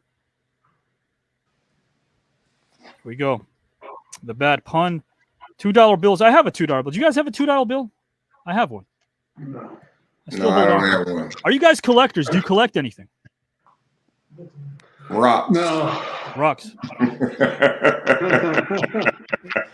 In all my years, I've never went to Amazon and searched for rocks. I'm going to do that tonight, guys and gals. Well, you know what, guys? Hey, listen. Rocks are usually tough. They can hurt people, but man, oh man, guys, this is a safe place right here with Teddy Long and David Tank Abbott, two men who graced us with their presence. I'm going to announce this right now and get a live reaction, if I can, from Dave and Teddy. A live reaction from David and Teddy, guys. Unfortunately, Miles could not join us because of something that is out of his hands. Mother Nature. That's real stuff. Family comes first. Even if this is a positive show, family comes first. Our health comes first. I would dare say that even our bread and butter, right? So let's always remember that people like Miles Avery, who've always been consistent, who wants to be a part of this, is dealing with real life stuff right now. We wish him the very best. As a result, guys and gals and pals, call it luck of the draw. I don't call it luck of the draw. I call it two human beings who bear their soul, who deserve to advance and will to round number 3. David Tank Abbott and Teddy Long move on officially to round number 3. Yeah. 2 out of 3 always move on. Teddy and Tank have moved on. Mr. Abbott, I'm going to put you backstage for a brief moment. No worries. Anything you'd like to say to Teddy and vice versa, feel free. Pleasure meeting you, and good luck to you, and enjoy your football game. Hey. So, Absolutely, Teddy, man. I got to tell you, hey, look, 9:36 Eastern time, guys. A huge game going on. But Teddy said he wants to do this because it means something to him. He knows he's in this tournament. He knows it stands for something good. I don't want to speak for you, but again, there's so very little depth available in live streaming today. We offer it. You and Mac Davis offer it. There's a lot of great road stories. There's a good camaraderie. There's no interviews. When you guys talk to people, you have conversations, and that's what I like about your show. Thank you very much. Without question. Teddy, I'm going to put this up again on my screen soon, but where could people find your show? Road Trip After Hours is me and Matt Davis. We're on YouTube and all other channels. I'm not sure exactly where it is. Matt kind of keeps all that information. You know, he's the business side. All right. But we're definitely on YouTube and other channels. Teddy, are you happy you're moving on to round number 3 of the TKN Celebrity Grand Tournament? Yeah, I'm very happy, man. Like I said, thank you so much for involving me in this. And the more I'm involved, you know, the more I understand it, and I'm really enjoying it. And I'm just happy that I can share the truth with some people out there, because I know a lot of people just see the TV side; they don't really know the real side. So I'm able to talk about that. And the only thing I wanted to let you know, I love that suit. That's a player suit, player. Ooh, thank you, my friend. Coming from you, that's a huge compliment. I love all the suits and blazers you wear. You had a nice time tonight, my friend? I had a very nice time, man. Thank you a lot. Thank you. Congratulations on being in round number 3, and have a great rest of the evening, my friend. All right, no problem. Thank you, man, and good night to everybody, and holla, holla, holla. Yes, sir. Guys, the great Teddy Long. He's given us so much pearls tonight, so much wisdom from Teddy Long. Let's bring in Mr. David Abbott as well. David, I'd love seeing you guys on screen together, because I could tell before the show began there was a lot of authenticity, and you're a guy who could recognize genuine for what it really is a mile away. And I got to say to you, man, like, thank you for being you. Oh, thank you for saying thank you. I got to ask you the same question over here, because again, you know, tournament, we had a lot of people eliminated in round number 1. You're the first, and Teddy, to move on to round 3. This is opening night of round 2. Every Saturday there'll be a match. Yeah, we're gonna wind up probably late spring, early summer with the end of round 2. But that means you've got a nice ability to kind of sit back and watch the rest of the competitors try to make it to round number 3.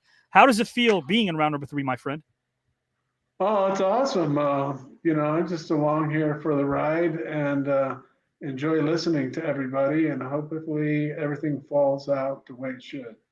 I love that, my friend. And we're gonna see guys more of Tank Abbott beyond the tournament, because I'm gonna talk to him about some other things, because I just love having conversations with you. I love what you bring to the table, and I love how you're able to kind of simplify things that are not always simple in a way that speaks to everybody. And you're really a deep thinker too, my friend. Oh, awesome. Thanks for the kind words, and everything's cool with me. The books, guys and gals, they're on Amazon. David, can you please mention the 3 books that you have written? And guys, more to come from David Abbott as well. Yeah, they're all on Amazon. It's a trilogy. And first book is Bar Brawler, second book is Street Warrior, and the third book is Cage Fighter. And it's all a story about a young man. It's a novel that was a little crazy. His name's Walter Fox. Yeah. And it's his adventure from fighting in the streets to fighting on television a year later. And he's not like these athletic martial art guys that want to fight. This guy is really passionate about fighting and the principles and the morals and everything behind it. And it's an interesting read, I think. Anyway, it is. Yeah. You guys, David was nice enough to send me those books for free in the mail, and I poured through them, finished that last one about a month or so ago. It's really a great read. I implore everyone to buy it, guys, because again, it comes from a real place. And the best thing for a writer to do is write what they know, but also show other things about their humanity. So when you see these arcs and these characters, they're very, very deep, and there's a lot of layers there to peel back. There aren't any singular aspects of these characters that I think are one note. There are no one note about these characters. You put a lot of time developing them. Well, yeah, and you know, I wrote that whole book on spiral folders, and I did it with a pen, but I wrote them all while drinking. You were At a telling me bar. that. Yeah. Yeah, at a bar. And I hunt and pecked it afterwards. Yeah, it was so it took place over a long time writing it, and it's actually fun to do. And I've got a lot more. Walter Fox has 4 more stories, just as much as Before There Were Rules, which is the trilogy name. And Walter Fox is definitely not like any of these UFC fighters of today or back in the what they call pioneer days. No, this man is a true man that's passionate about being in a street fight and the reasons for being in a street fight. So I want to tell you guys and gals again, these books will definitely give you another side to Mr. Abbott. There's so many. I want to again thank your amazing wife. I want to thank you. And I also want to tell you this. We communicate a lot in our last few texts. It meant a lot to me because, guys, we both expressed how we can't wait to shake each other's hands. You always care about family and things that really matter in life. Thank you, my friend. I hope you enjoy the rest of the evening, and I hope to shake your hand one day real soon. Oh, we will. I have a feeling, and I'm pretty good at with things like that. I know we'll meet up for sure. You have a great rest of the evening. Yes, you do the same. Thank you, sir. All right. David Abbott is a great guy, guys. He's in round 3 now officially. He and Teddy are the first 2 to be in round number 3. Yeah, he speaks from the heart. He's a very genuine person, and this is a guy that didn't just beat up people for a living. That wasn't what he did. What he did was he pushed himself, and we all have to push ourselves. He pushed himself, and he didn't just use his talents, again, to rough people up and win championships. What he did was he found out something that he was passionate about. He stood up for people that didn't have a voice, and he still does that. You know, do you know what it's like? It's one thing to almost die in the operating room table, but then to speak about it with people that we don't know, that's what you guys bring here. That's what you guys are always probably forgetting to mention about yourselves, to give yourselves that pat on the back. You guys are amazing because David and Teddy and everybody else trust you enough to tell you their stories. They trust you. You're here on a Saturday night. They see the community's positive. They're reading the comments. You guys are the ones. You guys are the ones that make this place what it is, and that hits home. So thank you, because we don't have to resort to any sort of weird or juvenile tactics just to do well or get numbers, whatever that means. I'm going to take a swig of the old water. I'm very proud of night number 1, round number 2. I'm sure Kelly, Giselle, and Howard are as well. That's the first question I'll ask for them. They'll pop in and let us know. Guys, are you proud so far of night number 1, round number 2? Your thoughts? Mr. Kelly White. I don't, and this is our first match. I haven't seen any of the others. None of us have, but I think it would be harder to start off on a stronger foot than these gentlemen with these topics, because it was personal. They let that out, and it was definitely edutainment at its best. Absolutely. Oh, yeah. You guys, first of all, amazing job, Abby, with these topics. You, Giselle, Kelly, amazing job with just judging, and you're really calling it down the middle. Again, I hearing that story again, Tank talking about his near-death experience, and then that part where he starts talking about being in the ocean and then kind of trying to swim up again to the surface. Man, that always just blows my mind. So for our first night of round 2 to have these 2 gentlemen, to me, embody what the essence of this is, which is really bearing your heart, soul, and mind, so it could be a source of experience, strength, and hope for our viewers and for us. That to me is the embodiment of what this tournament is. Absolutely. I couldn't imagine a better way to kick off this round.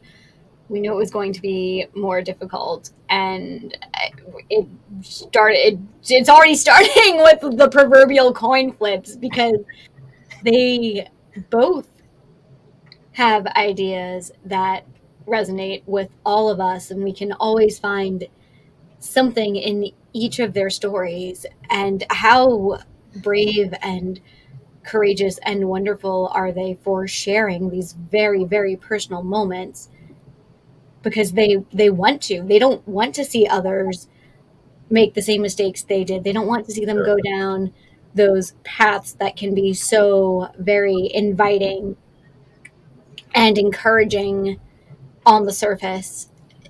They really want to change the world and help people. From the start, when you first introduced Mr. Long and he came on and had nothing but wonderful things to say about Mr. Abbott and his history with him and watching him grow up and fighting, competitive camaraderie was there at the very beginning.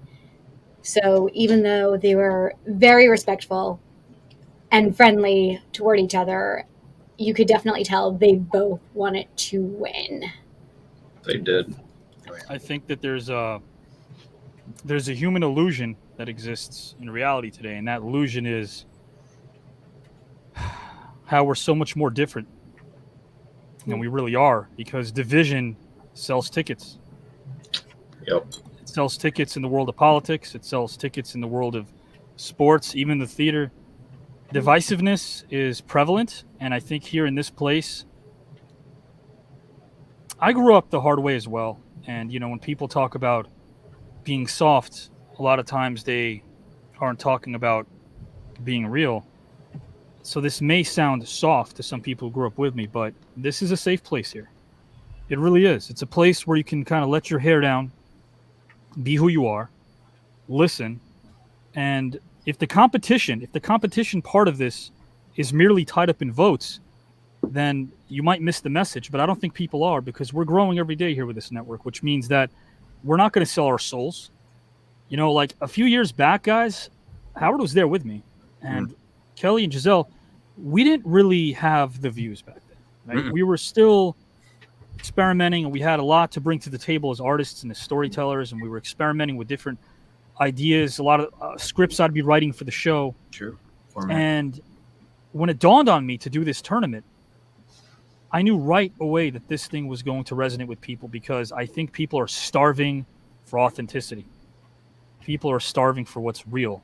And our viewers, they can, again, much like David and much like Teddy, they could smell something disingenuous a mile away. There's something to be said about being able to do that here and not in the real world, because this is cold. This is distant.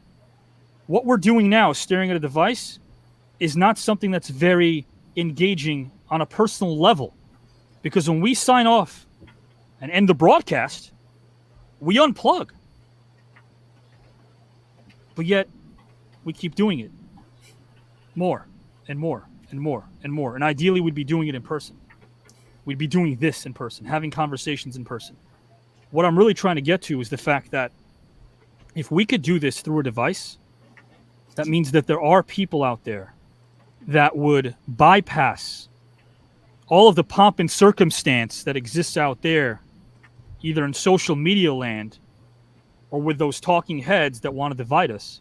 That means that people are still inherently good.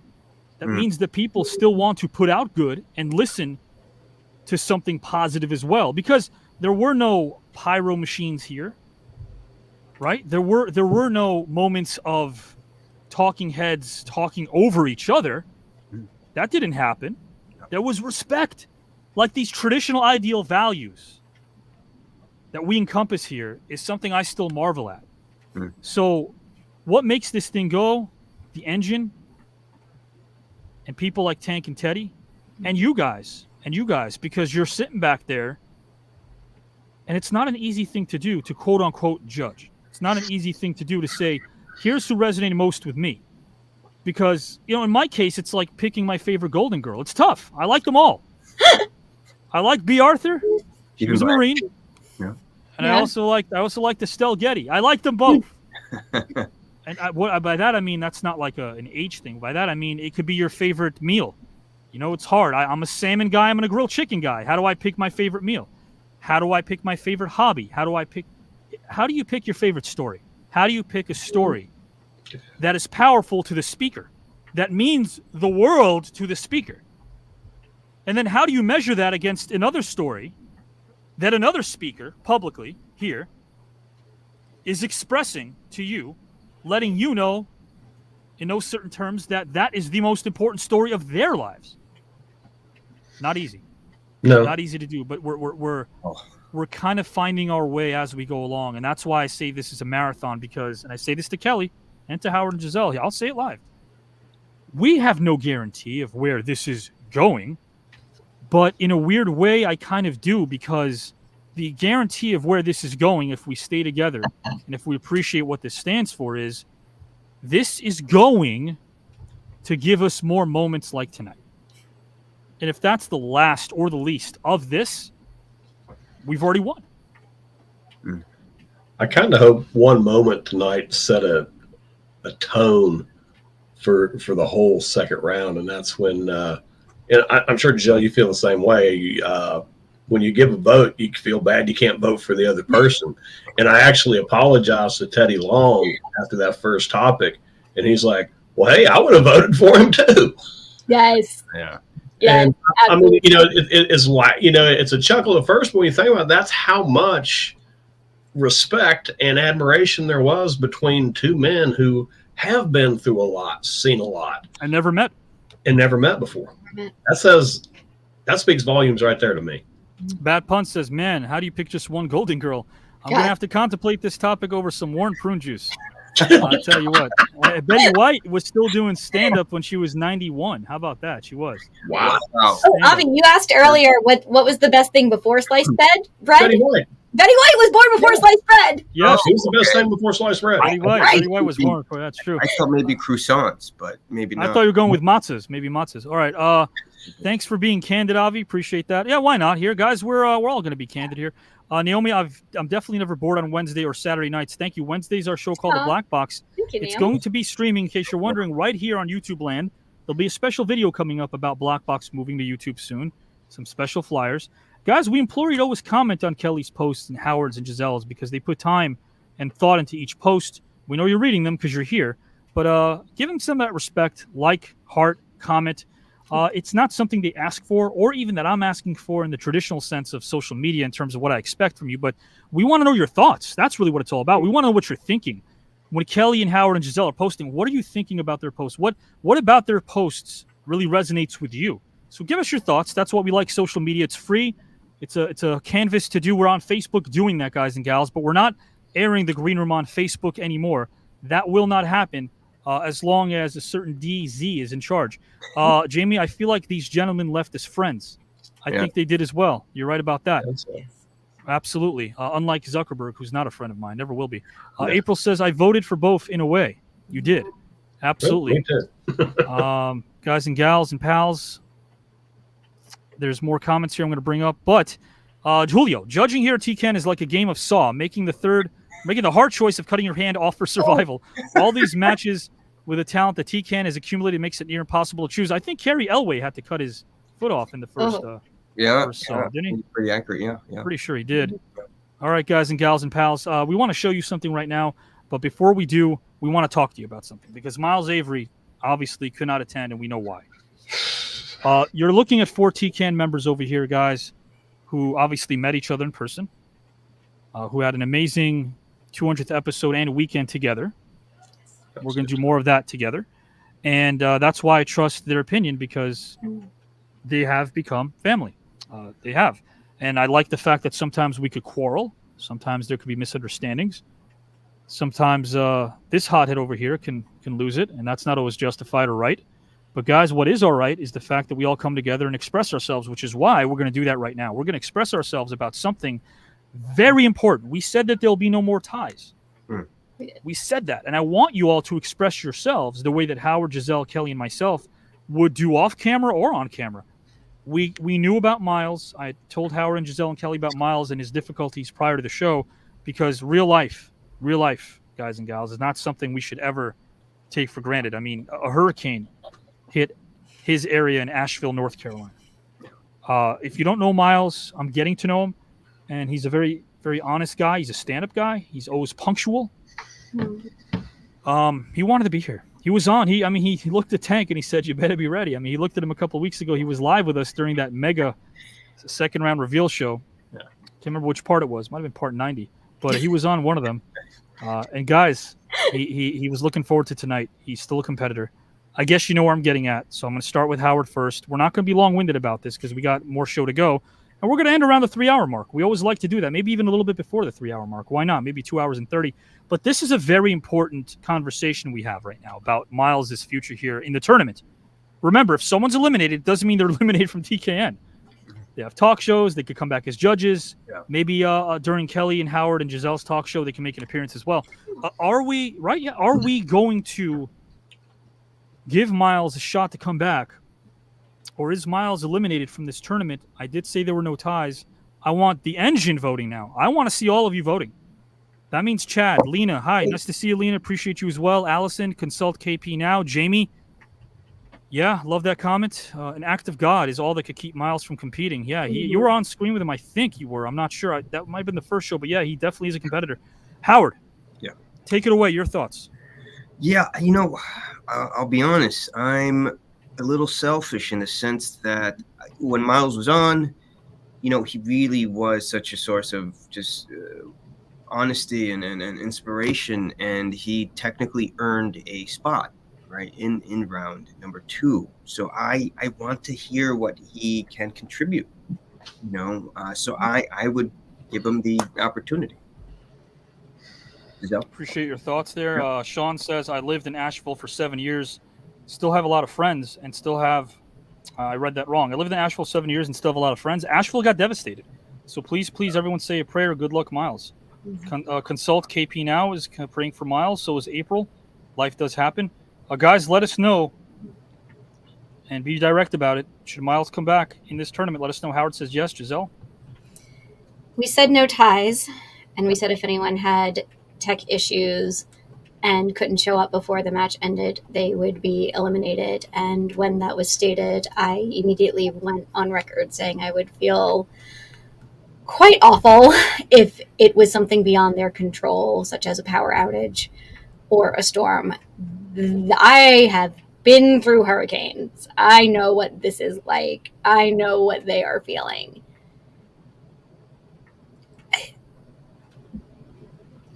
I think we need to find a way to bring him back and hear what he has to say. That's two. Guys, I'll give you my thoughts in a moment. But Mr. Kelly J. White, your thoughts on this matter? I will say, I like the new rules in place for round 2. Makes people stay on their toes and be ready.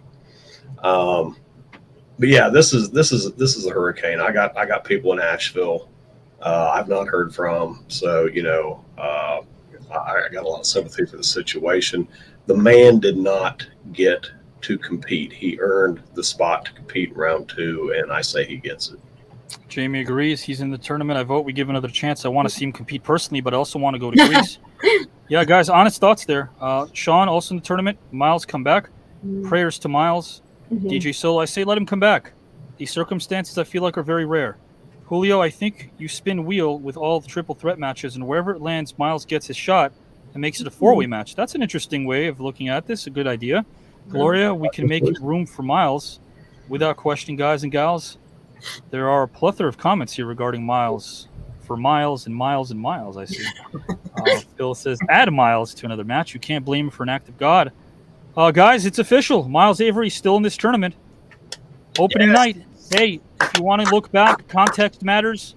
Context does matter. So 9/28/24, Eye of the Storm, Hurricane. That is why no one was eliminated. Man, it does feel kind of cool knowing we still got 131 here. I gotta say that. Didn't expect that, did you? One more we can add. And trust me, I don't book that well. I think we'd all been talking about that all week, how, it's going to go down by at least one. I try to talk to Don King about booking hurricanes, but he didn't know how to do it either. So I tried. But you if Don King doesn't know how to book a hurricane, he does. Don King looks like he got hit by a few hurricanes. Well, his hair looks like a hurricane. Right. Well, it's kind of. Guys, we're not making fun of it. We're just saying his hair looks like he got hit by a hurricane. Take that as you will. So, yes, context matters. A hurricane is beyond his control, says Larry Lemley. Larry, we love your comments, my friend. Miles should be back. The rule was tech issues, not nature. But guys, let's make it more about the cast now. Howard, Kelly, Giselle, they're going to be talking about their talk shows in a moment because, Indie Tales is coming back. Howard shows come back. Giselle's coming back. I do have a lot to say about specialty shows as well. You know which ones we still haven't finished yet. There's 2. I'm involved in one. Kelly's involved in one. More on that. Believe me, guys, behind the scenes, I got to make my bread and butter too. But at the same time, booking 131 people, again, it's 3 different people on average, trying to find the dates for them, then delve into their topics, then produce a live show and not skip one while doing all of that can sometimes take a lot of time. So I'm getting my head above water, and I'm happy to announce this because we share a lot with you guys. 3 months. The next 3 months are fully booked. Means we have a one-on-one triple threat or 4-way matchup. There's only 2 one-on-one matchups. We have Jacques Rougeau and Buster Douglas in the second round. And we have Howard and JW, guys and gals and pals. We're not going to talk about him now, but Howard, Kelly White was the first to tell you, hate to say I told you so, he's been seeing the viewers all of a sudden align themselves with JW because of your actions.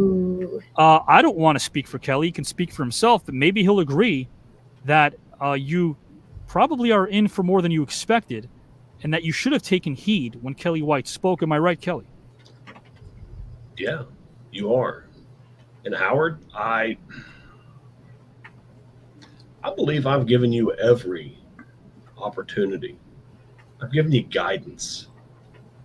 Now, I can't lay out the actual answer for you, but I've given you plenty of urgency to find one. And all I've seen is just these lame attempts at distraction.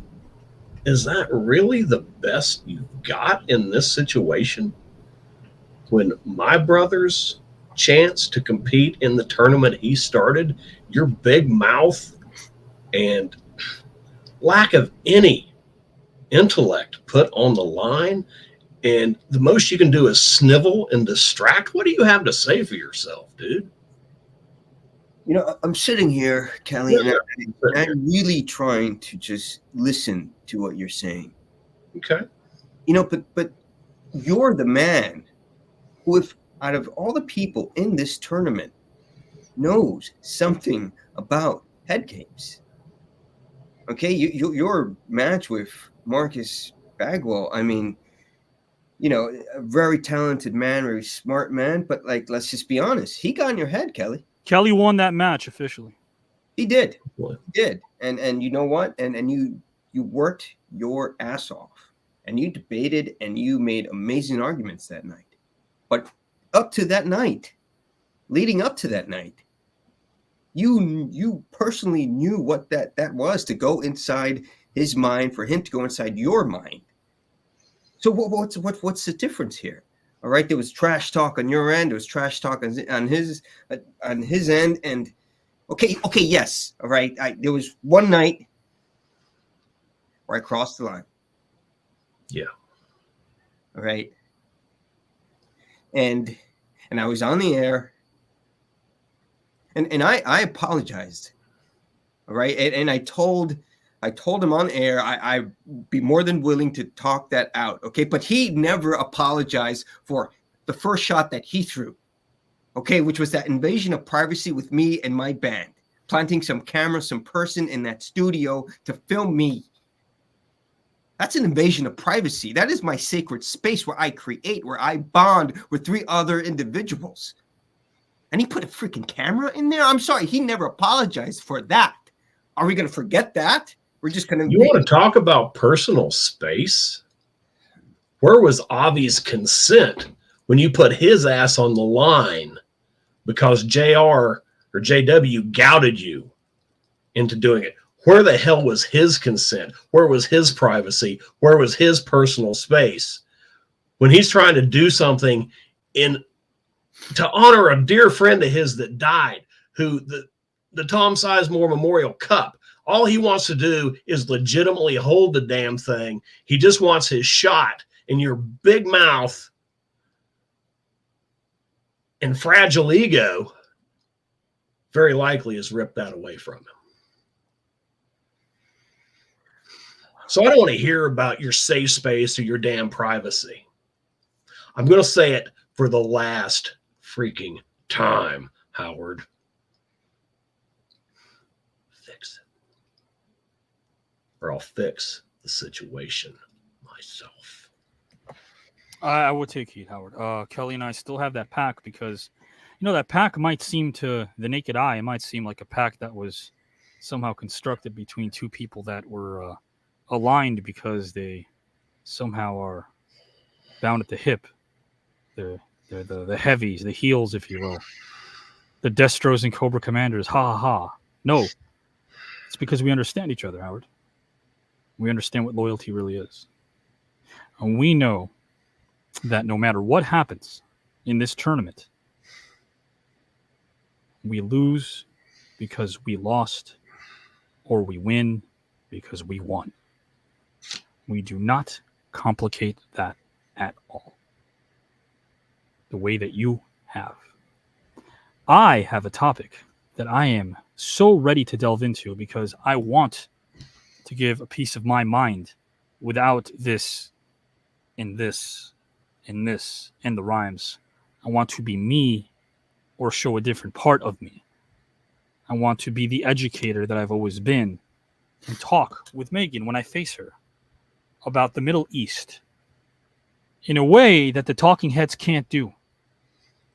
It's going to be hard-hitting. It's going to be powerful. Voices might even be raised. But there'll be a handshake after that and a hug. That's all I asked you to do with JW. Yet somehow, 130 people got the memo, but you didn't, Howard Collado. Despite the fact that Kelly J. White, at the behest of one Avi Klein, tried and implored you to listen, and you wouldn't. Giselle, I'm going to bring you in right now. Guys, more on the J.W. Howard situation here as it unfolds day to day, week to week. But guys, Kelly White and Bagwell, I want to make an announcement here because Mr. Bagwell, man, he showed up a couple of weeks ago, and there was some stuff going on. He was there. He didn't want to miss the show, so he did. But he heard that Kelly has a message for him. I don't know what that message is, but I know that that message is going to play in a couple of weeks when Bagwell is here on Saturday. He may want to listen to it. Kelly, you are in round number 3. It's safe to say that you might be one of the odds-on favorites. You've been doing great on the black box, and we all know, guys and gals, that's the place where you can not only add more tools to your toolbox, but some prizes along the way that can help you in this tournament. Kelly, you definitely earned those. Kelly, guys and gals, is going to be hosting Indie Tales. Speaking of Buff Bagwell, speaking of Tank Abbott, speaking of people that have been up and down that road, who sacrificed a lot in their lives, their body, their family, sometimes for a meager pay, if that, just because they're doing what they love. Kelly's done it. So he gives homage back to people who are unsung, the referees, the ring announcers, oh gosh, people who sell tickets, the people who are at the concession stand, everyone who makes the show a show. That's what Indie Tales is, at the very root of it all. But Kelly, let us know, please, what's coming down the pike for Indie Tales, because there are going to be a couple of professional wrestling legends who will be on the show that are part of this network. But our next episode is going to feature something I've been looking forward to, something I think is definitely going to pop visually when people know exactly what it is I'm talking about. Take it away. Okay. So our next episode, tentatively scheduled for Friday the 11th. Gonna have a pretty big name guest. You've seen him here. He has competed. He is going to come on, and we're going to kick some things around as far as independent wrestling. I also have recently, it's a recorded segment, interviewed a belt maker. Now you think about, well, what's a belt maker got to do with it? Every promotion, you see it, the big names, the WWE, AEW, all that good stuff. Title belts. Every federation has them. Where do they come from? Somebody has to make them. That's part of the sport. So I was able to interview a guy. He is based in the U.S., not too far from me in Ohio. The interesting thing, he works past noticeable disability to make some high-quality belts. And we are going to delve into that a little bit on the next show, along with my guest. Now, Avi, I've got to ask you. I didn't get the memo. Are we going to bring up what you have talked about bringing up? The match? Guys, yeah. match I had with John Cronus years ago. Yeah. Going to air exclusively on Indie Tales, guys and gals. It's going to be, that's the place where it needs to air. We're going to have a roundtable of people. We're going to probably critique the match. It's kind of a nice way of putting it. Guys and gals, I may be good at this. I may be good at some other things. Wasn't good at pro wrestling. I'll say it live. But you live and you learn. Guys and gals and pals, we're going to do that on Indie Tales, again, hosted by the great Kelly White. Of course, guys and gals, he also has a D&D workshop. One of his passions, a really underrated part of storytelling is what happens when you are involved in a game like D&D, where you are thinking and coming up with plans and playing against, placing emphasis on ensemble and working well with others. I think it should be taught in schools. That's a topic I want to talk about at some other point. Kelly and I, maybe if Kelly is going to be on for another live, or we have to talk about that somehow, because it just came to me. I think let's talk about it now for a couple minutes. Kelly, D&D schools, at least high schools, should be taught, yes or no? Absolutely. Absolutely. I mean, there is so much in this game that you can apply to all aspects of your life. There's the creativity expert. There is working within a framework. There is, delving into the odds of chance, because everything, nearly everything you do in the game, your success is determined by dice rolls and percentiles and things like that. And it does give you a head for calculating odds on everything. What shirt do I wear to an interview? How do I talk to this person? Should I drive this way or that way? And the whole social aspect of it. It's storytelling in the fact that as a player, you are stepping into not another human being, but a different, they're changing it to species. How do you think like a woodland elf? You're more than just a human with pointy ears. It takes a lot of thought and time to really delve into that and be able to present that. And I think as a storyteller specifically, if you can step in and portray something that doesn't actually exist realistically and not just make it a mirror of the human condition, that is saying something. And that is also making discoveries along the way. Yes, absolutely. It is making discoveries. And the other thing, it's now being used, not D&D specifically, but the whole role-playing genre, including games such as D&D, in a lot of therapeutic ways to get past PTSD, understand social constructs, being, opposites coming together and working through those within a framework. Kelly, if we can love something, and I'm speaking of D&D, if we can love something so purely, something that we can't touch and hold and see, why do we at large, not you and I, but why does humanity at large destroy things that they can't see and hold? Typically it boils down to fear. Fear of what? Fear of something they can't understand. And it's not that they can't. They don't see the path to being able to understand it. So the only way they can deal with it is to make an enemy of it. We call it a game. And I think sometimes that lessens the pressure a little bit, because the reality of the situation is if you're playing D&D, you're cultivating these amazing stories with these characters that are, again, as I always mention, go several magnitudes of layers deep. They have a lot to them. They have arcs that you have to respect as a DM. And I almost wish we could do the same in life. I wish we could respect the arc, the story arc. I've never heard someone say this, of our fellow neighbor. Everyone's got a story arc. Maybe if we learned about what that arc is, we could respect it a lot more. I fully agree with you. I mean, that would be, that would be something to be able to do. I think it's part of that inherent human fallible, though, where you can't actually get into somebody's head. You're always judging. And if you're judging, I always say you're typically misjudging. Very true. Travis, this show always has me wanting to go out and fulfill my dreams. That's the comment that made our night. Thank you. Do it. Do it, bro. Do it. My daughter is in D&D club at school. Aww. Larry, I'm going to kick it to Giselle in a second, too. My nephew actually had a job interview with Kelly when we previously worked together. My nephew used Dungeons & Dragons as an example of leadership and teamwork. I love that comment. Very awesome. Travis, I wanted to join a D&D group, but they kind of disappeared. Hey, stick around. You never know. Stick around. Absolutely. You have to have a great imagination and originality. Great comments here about D&D. There's so much put into D&D. It's fun to play and watch.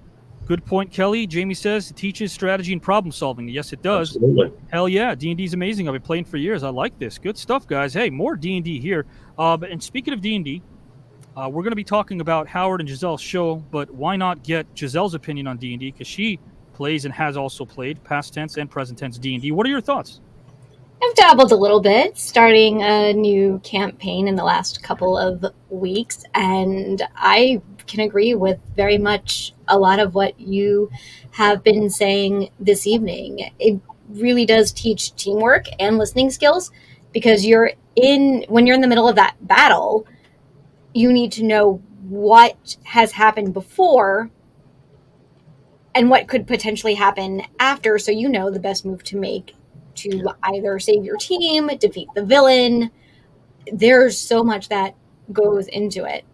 And really bringing out those storytelling elements, as you said, they can teach you a lot of life skills, but they can prepare you for a lot of careers that you may not think about at first, like computer game design.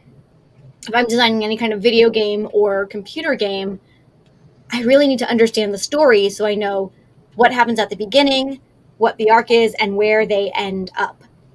And D&D is on a rolling basis of that. But if you can understand storytelling as a designer, your game is going to be so much better. You can always learn what language you're coding in. That's easy. Classes everywhere. I also love how accessible they're making it, especially since the pandemic and with all of these online platforms we have, so people across the globe can play with each other. So it really is a way to bring people together too. Maybe the first game of its kind before video games allowed people now have the capability of playing with one another across the globe. D&D actually did that a long time ago through some mail order systems. You could actually play with people that weren't even in the same country as you. And it play by mail. And it inspired a lot of other role-playing games. Guys, when I was a kid, I was involved in a lot of sports, but I also was involved in, as any 6-7-year-old kid that I knew, with toy dinosaurs and G.I. Joes and Transformers. And if you were going to play in Casa Klein, you had to play my way, which means you had to grab a D12 and a D8 and a D6. And if you wanted to approach your enemy, maybe in the form of Cobra Commander on one hand or a Hulk Hogan LJN doll on another one, you had to take the proper steps and roll the dice. And once you got there, there was hit damage, point damage, and hit damage, and all that kind of stuff. But it was a very methodical way of doing it because I watched my older brother play in D&D. So I realized there was also a great way not only to make friends, but also to keep them, because you're sitting around and you're discussing, as Kelly mentioned, you're discussing something that maybe isn't tangible for the naked eye, but something that is so very real because you put thought into it.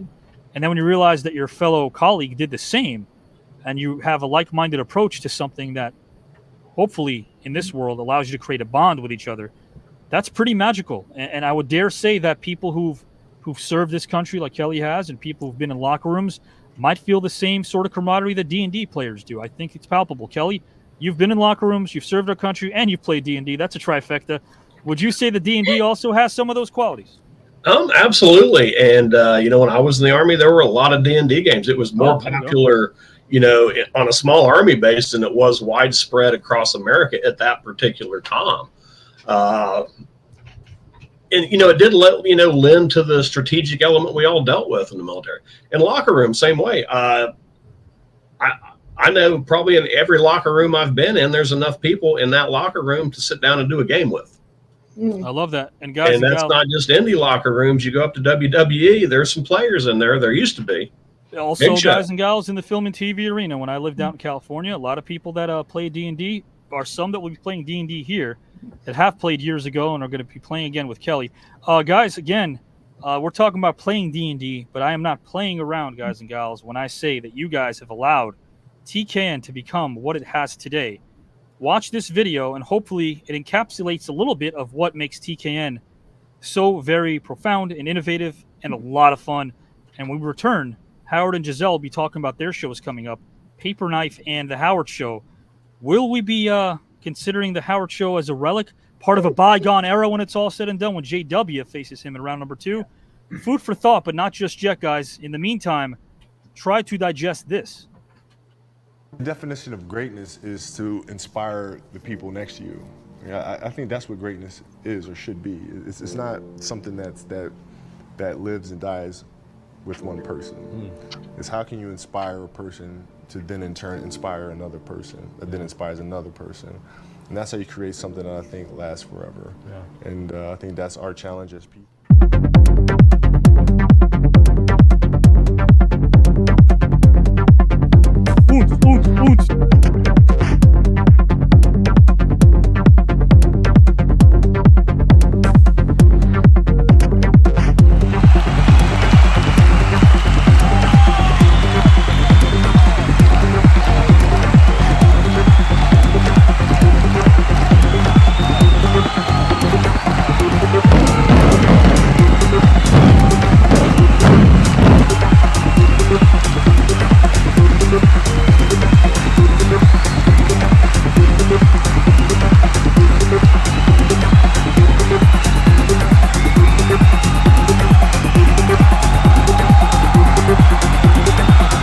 I just hope that the educational process can change some and get people to do a lot more reading. So yeah, I'm here to win it, damn it. I'm here to win it big.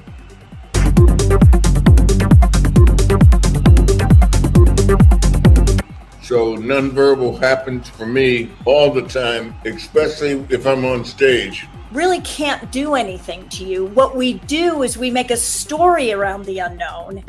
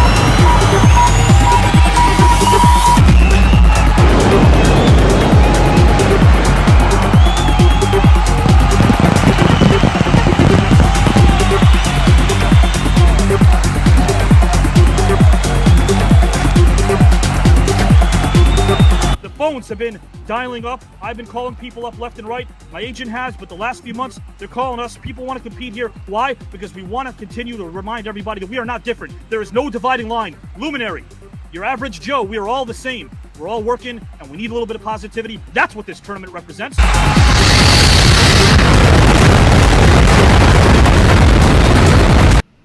Guys and gals, and like a phoenix rising sky high, I do not lie when I say that you have to stay sharp, you have to stay prepared, you have to make sure that you transfer your thoughts to the paper, so to speak.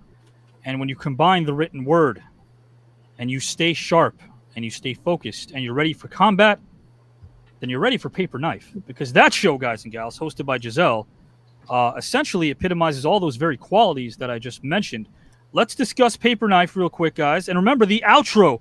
If you want a taste of round number 2, night number 2, you got to watch the outro, and it's coming up real soon. We're going to find out which matchup. Kelly has no idea which matchup is taking place next week, guys. You guys have no idea. Next Saturday night, you're going to find out who is next. I'm telling you. I don't think it's going to be hurricane season next week. There's going to be an elimination. I'm telling you. There's going to be an elimination.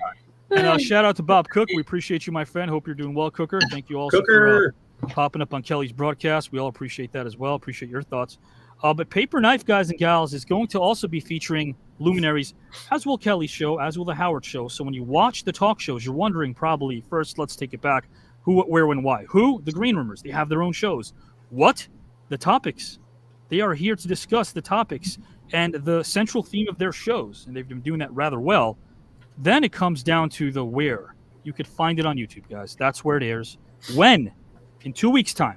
I promise you, in 2 weeks' time, we're going to have our next blocks, and from that point forward, every 3 weeks, there'll be a Friday and Sunday block of Green Room-related talk shows, guys and gals. So stay tuned for local listings on Facebook. Make sure you check that out. Hey, Zuck, you can't block me now. I'm on YouTube. Guys and gals, Zell's going to be discussing Paper Knife right now. Please, what do we have coming down the pike when it comes to the one and only Paper Knife? Oh my gosh, I am so excited. There have been a few announcements made known to the membership of the Society of American Fight Directors.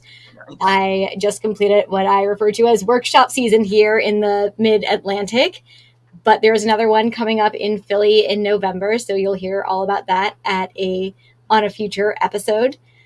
And we will be having some guests. We'll continue to delve deeply into each one of the weapons disciplines that we teach. You'll see more footage of me, and maybe we're kind of dipping our toes into the stunt world a little bit as well. So lots of exciting things there, and I won't just keep it to the stage and film worlds. There will be a lot of that. I have so many ideas. It's going to be great. It's going to be super interactive. We'll take a look at some of your favorite films fight scenes in those films in future episodes, and we'll break those down and analyze them. So be on the lookout for polls. Most likely that will be on the Paper Knife page. Paper Knife on TKN, guys. Yeah, guys, remember, you got to go to that hellhole Facebook, but you'll find it there on Facebook. Paper Knife on TKN as well. You'll find it there. Here on YouTube land, though, we're all smiles, guys and gals, as are a lot of the people interviewed by Howard, as I've noticed on the Howard Show. They're actually having a nice time discussing what Howard's passionate about, which is music. Some real raw, and I mean that is in a complimentary way, some real raw interviews, guys, because he goes in everywhere. He'll go into a record store. He'll go into a school. I don't know if I agree with that one, but he'll go anywhere he can, and he'll discuss. And when I say that, I mean a lot of these teachers are they have no idea where Howard's coming from, but he finds the musical taste and interest of teachers, or the musical preference of a scholar. He'll go anywhere and he'll discuss music, and it's very fascinating to get a bird's eye view when it comes to the opinion of a luminary, an educator, maybe an entrepreneur, a mom and pop store owner. Regardless, he speaks to the masses about music. Howard, the Howard Show, is going to be coming down the pike as well in a couple of weeks. Let us know what's in store for that. And mind you, when it comes back to Paper Knife, there's also going to be a luminary on the next episode as well. Someone in this tournament will be on Paper Knife to discuss the craft of storytelling. Howard, tell us a story, if you will, about the Howard Show in a couple of weeks. Sure, yeah. Well, first of all, excited to check out Paper Knife. Excited to check out your show as well, Kelly. But yeah, I have been fortunate to be busy in terms of just playing with my band this last couple of months, and I've been kind of collecting a bunch of footage, just interviewing a lot of the bands I've been playing with, asking them questions like what motivates them, and then asking non-musical questions. If you had an island, what would you name the island? Wacky left of center kind of questions. The other exciting thing is me and my band are currently recording I guess I would call it an EP, collection of 4 or 5 songs. And this Monday, I'm going to be going into the studio and kind of laying down some tracks, as you will. So that process to me is really fascinating, more so in terms of what the producer is doing and what their role is in creating the music and making it, really. I think it's fine if guys and gals, a little sneak peek, because Howard is going to give us a sneak peek right now. This is something I was able to procure myself without Howard knowing. A little bit of a taste of what's to come on the Howard Show, guys. A little sample of his EP right now. Love this. Always speaks to me. Of course, it always speaks to Howard because he created this. He created this.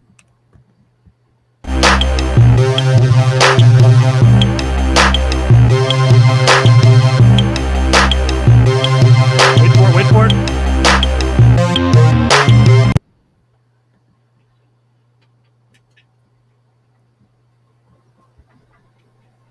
Man, that sounded good, didn't it? Kelly? Yeah. Man, oh man. Howard, you created that. I told you I would play something you created. Kelly, would you concur? Didn't Howard create that? He created it. Yeah. Yeah, you did, Howard. Giselle? Cannot argue with that. The Howard Collado original.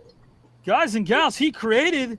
Oh, yeah. He created the JW we see before us. He created this situation. Good time. Yep. That he created his current plight. Horrible sonic, you're killing cat sound. Sure. Yep. I definitely had a taste in that. Definitely.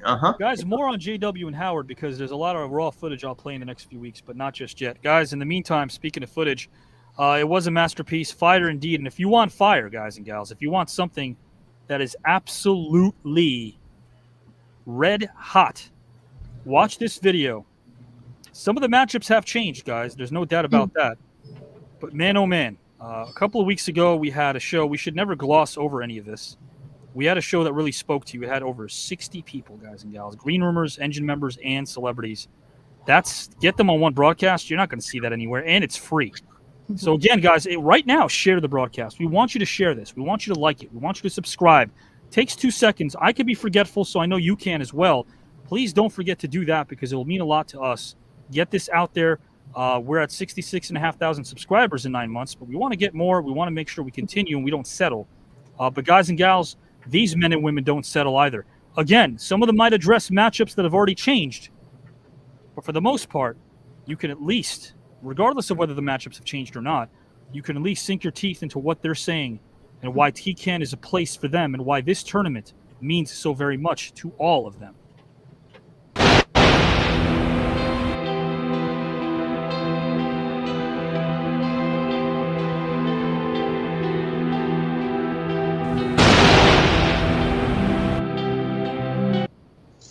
Legendary Rick Mahorn, one of Connecticut's all-time greats. Yes, sir.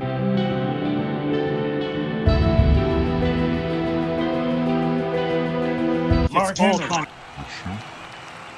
Mark Henry. Oh, it's Rick Mahorn. Here we go. It's Rick Mahorn. Rick Mahorn. All this smoke. No, I want all that smoke. Rick wants Mark Henry, guys. Mr. Joe Smith, NBA legend Joe Smith, will be facing Glacier Ray Lloyd and Jason London. Yeah, I don't have to like play basketball against him. Eddie Johnson, what are your thoughts of that matchup? Get Joe Smith mad at you early on to get him off his game. Wait, please say that again. I'm going to give you a little tidbit to get Joe Smith so you can get him off his game a little bit. Remind him that he is the reason why the Minnesota Timberwolves lost the first-round pick because they illegally tried to sign him as a free agent. Yeah, well, I'm not going to pretend to be smart enough to do that. So. All right. Gamesmanship is gamesmanship. He used to be 6'10". He's not 6'10" anymore. That was the 99-2000 season, and man, maybe he's watching right now. He might be. You got it.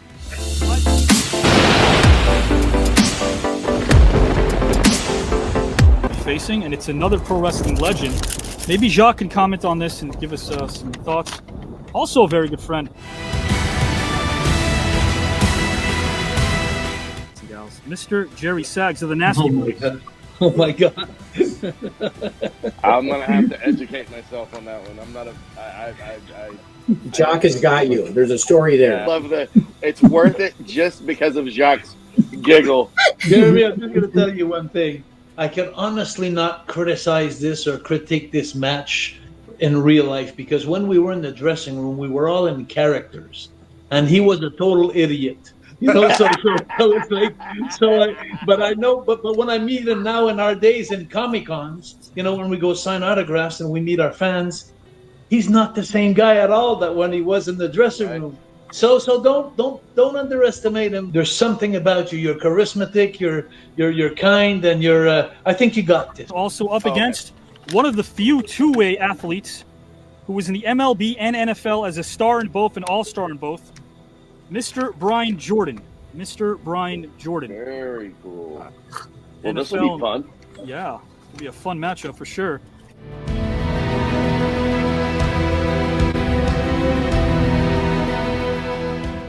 I'm gonna destroy them.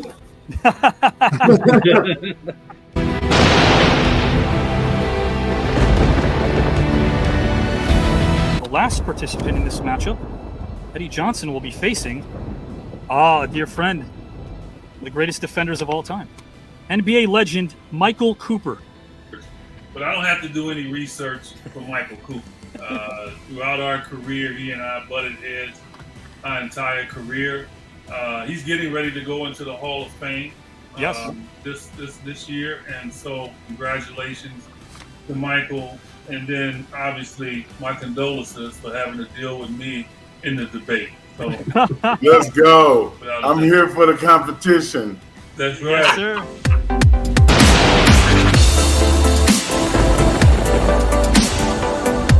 First name Brian. Brian, welcome, my friend. Hey, Avi. You're amazing, buddy. You're amazing. You are. What a writer. You wrote all that great stuff, all the intros. Appreciate I that, just man. want to let you know that Yeah. I'm going to Greece on you guys. Look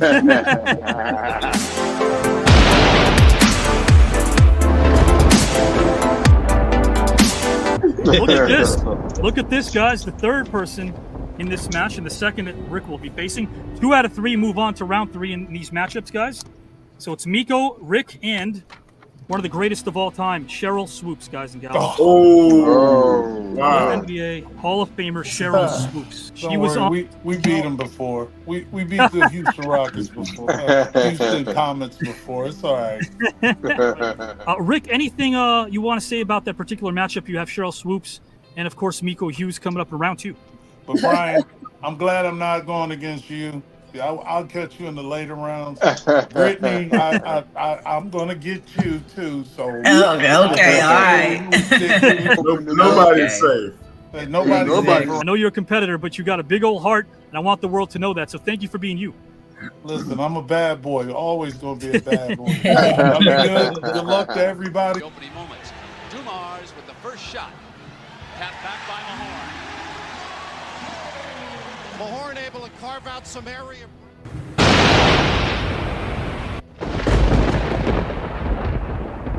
Corin just talked about Vegas. How about these odds, guys and gals? Mr. David Tank Abbott. Oh, wow. Oh, we have all kinds of fighters. Well, I got to hear from David and Miles right now, guys. So anything you want to say to each other? Great human beings, but you'll be facing, along with Teddy Long, each other in round number 2. you get your work cut out for you, and you just got to prepare and come and bring a good job. I'll be a fighter too with all those other fighters in there. Oh, I'm happy you'll be waiting to fight. I've never turned down a fight, and I love fighting, so it's going to be a lot of fun. Very good, very good.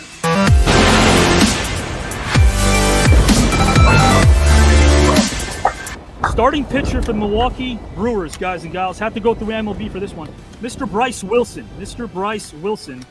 Current MLB star Bryce Wilson.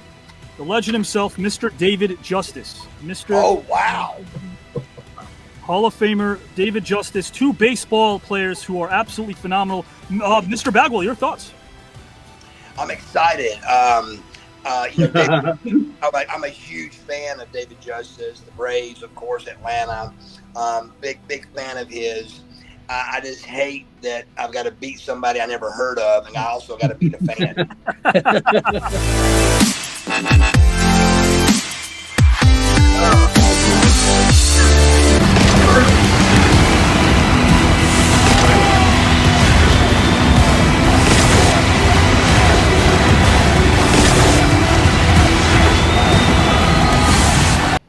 And you guys asked for it before I get Kelly's response and all of your response to that video, because the heat is on. This is night number 1. There's going to be many a nights.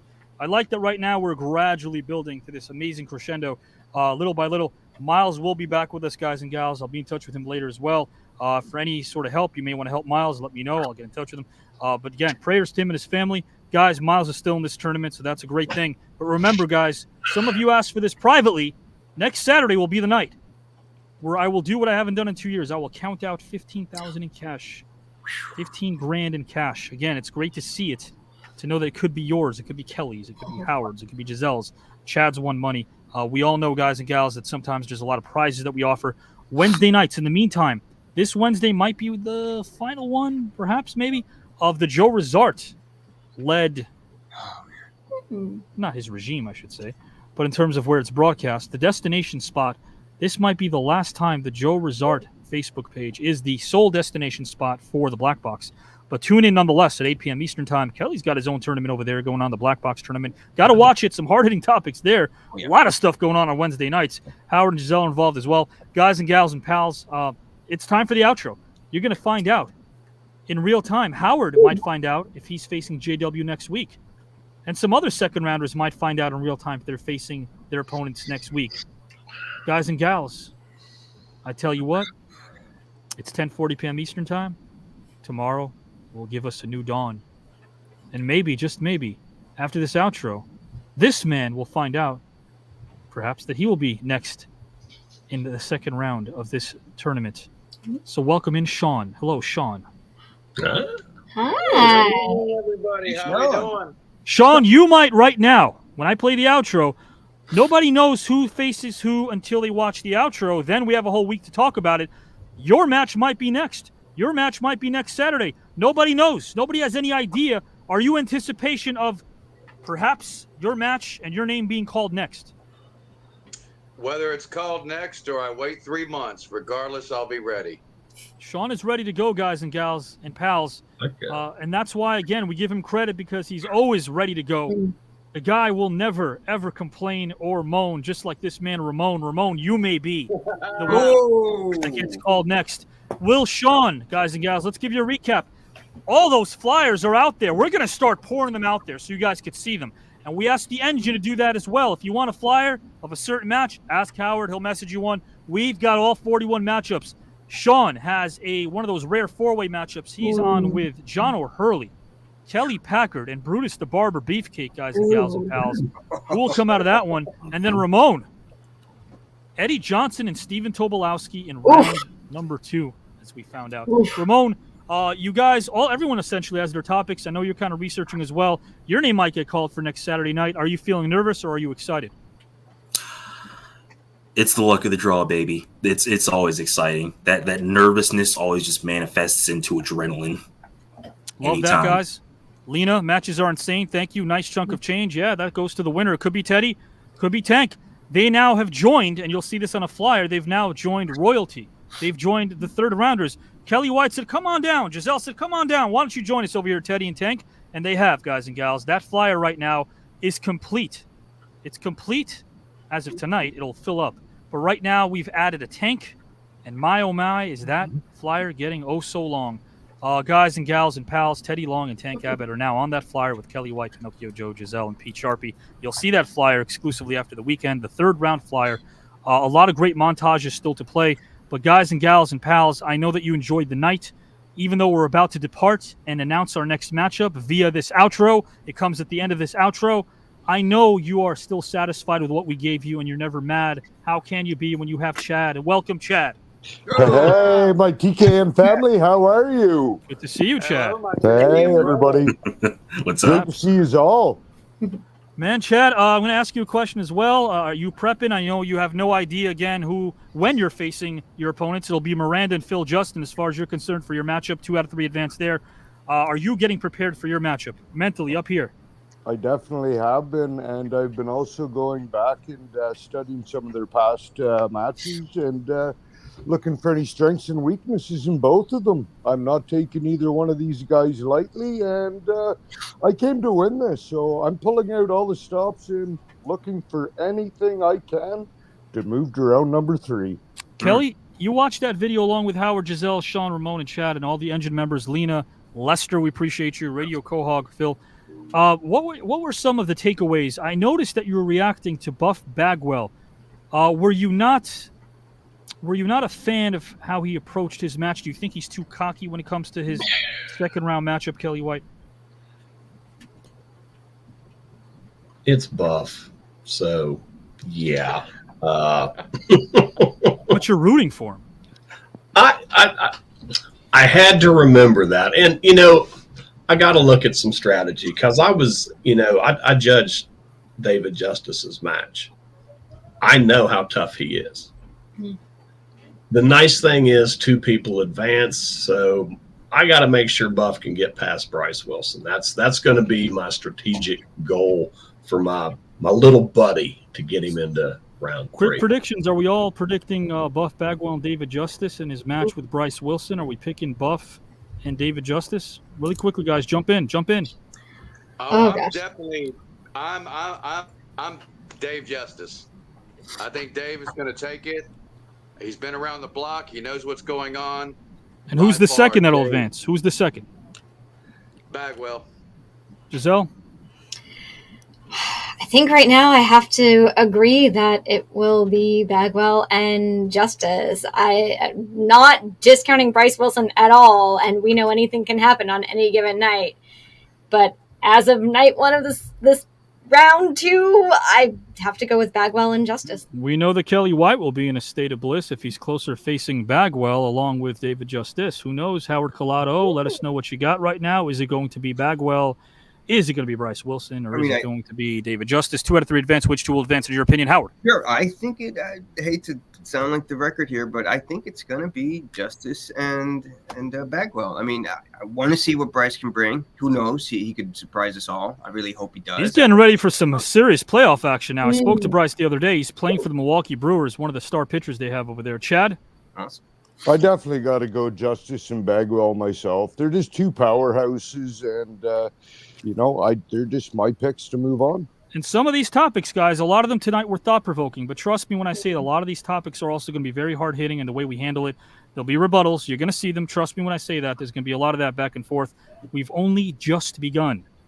We've only just begun, guys and gals. Didn't turn out too well for John Cusack in 1408 when you heard that song, but trust me, we have a long way to go. Ramon. Man, I got to go with everybody else, unfortunately. Like David Justice and Bagwell. I got to go with the personality. And also, I want to see Bagwell and Kelly. Pinocchio Joe, Ramon has a chance since he no longer has to deal with me in round 2. It's on to round 3 for me. Yes, Pinocchio Joe, guys and gals. Something tell me that there's a festive side when it comes to Pinocchio Joe. Something tells me I've known this man. He does have a warm heart. You just have to really, really get to know him because he's on a mission. And yeah, he might even celebrate anniversaries. And if he does, man, you got to wish him the best if he does celebrate them. Pinocchio Joe's with us tonight. Buff versus Kelly's something Alexander's looking forward to. Guys and gals and pals, the outro, it's here. It's now. We might go into 3 hours. Let's show you right now who we got. It starts with a top 10 list from all of you. We've pretty much taken some of your thoughts of who you think is in the top 10. It changes every week. It's not our top 10. Let's see exactly. We offer our opinions as well about that. But let's see who is in this top 10, who you think is in this top 10 with some other contenders as well. And then at the very tail end of the video, one at a time, you'll see the competitors' names and you'll see the flyer for next Saturday night, September, or I should say October the 5th, 2024. Coming at you live on location in Pennsylvania next week's Green Room, guys and gals, with some of us on screen together sharing this physical space. It's going to be a lot of fun. So, guys, for Chad, Ramon, Sean, Howard, Kelly, Giselle, Teddy Long, David Tank Abbott, who advanced to round number 3, and also for Miles Avery, who are wishing the very best, guys and gals. Thoughts and prayers to your family. That's what matters the most. Guys and gals, will it be Howard and JW next Saturday? Will it be Chad Miranda and Phil Justin? Will it be Ramon, Stephen Tobolowsky, and Eddie Johnson? Will it be Sean and Brutus the Barber Beefcake, John O'Hurley, and Kelly Packard? Or will it be another matchup? We have 40 to go in round number 2. Eliminations officially will begin next Saturday night. For the Green Room cast and to all of you, enjoy this video if you're on screen or off. Take it all in. Round number 2 has officially begun.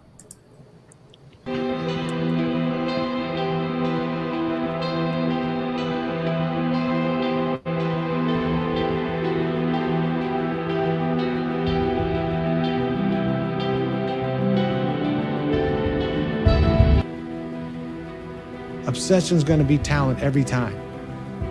You got all the talent in the world, but are you obsessed? Is it all you ever think about?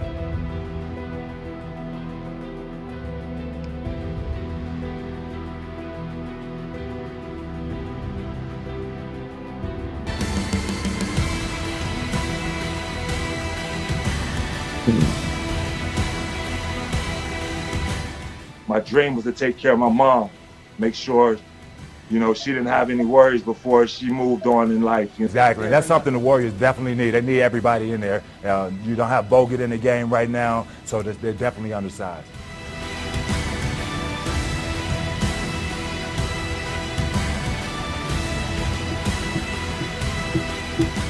Rosebud. I always loved that ending.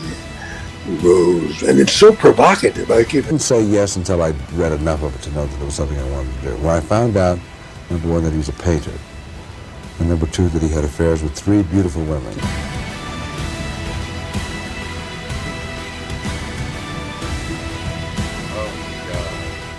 But he was buried, and his tomb says, Geronimo, a prisoner of war. Come on.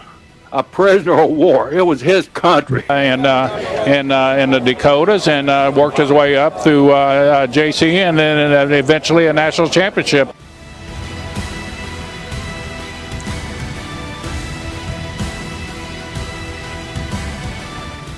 I would just love to sit down at a dinner that I know he would love because he loved fine food. Rob was our very first podcast guest, and so we're coming full circle here.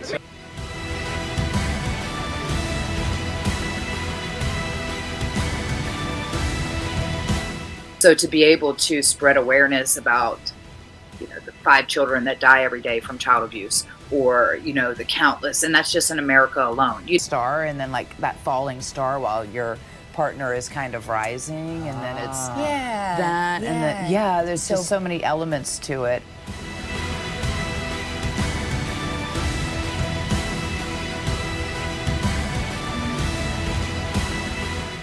It just was a good modern answer to a very ancient problem that we had, and we still have. The thing about it was we were really funny. Like, we really loved comedy. We watched people like her.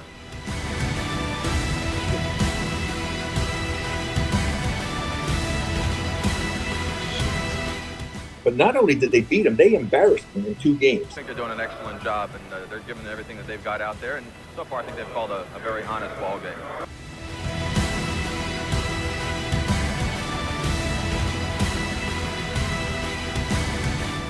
And I think people that do actually put the time in to get on a podcast, that they're held accountable by the content that they put out. And productive. And now with the addition of Boris Diaw, Steven Jackson to go along with a healthy Manu Ginobili, they are definitely a tough team.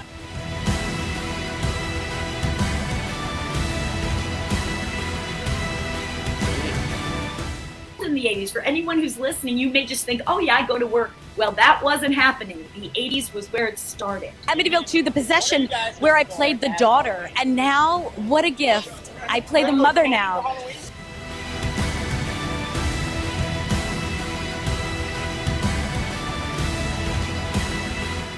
The high tide's going to come. You're not going to be able to overcome at least what technology has created in terms of this. And it's an amazing thing.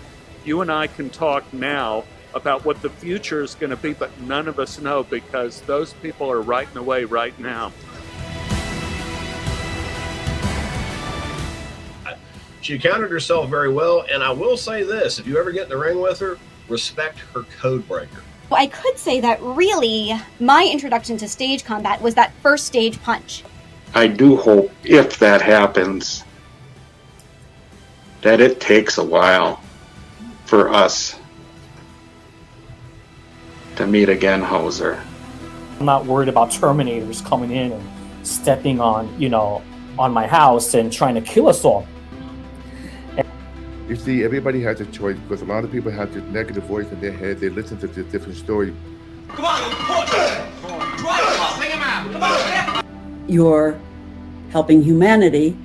So is that a moral act or is that an immoral act? He really had an idea of the pulse of young people, and that was really the most special thing about him. It's the guy who's willing to die who's gonna win that itch. And I know if I'm gonna have any life anymore, you gotta look at the guy next to you. Look into his eyes. Now I think you're gonna see a guy who will go that inch with you. You know what? Maybe one of the world's problems will get solved by listening to this show. I'm gonna win this whole thing. Watch. I know you are, Tom. I know you are.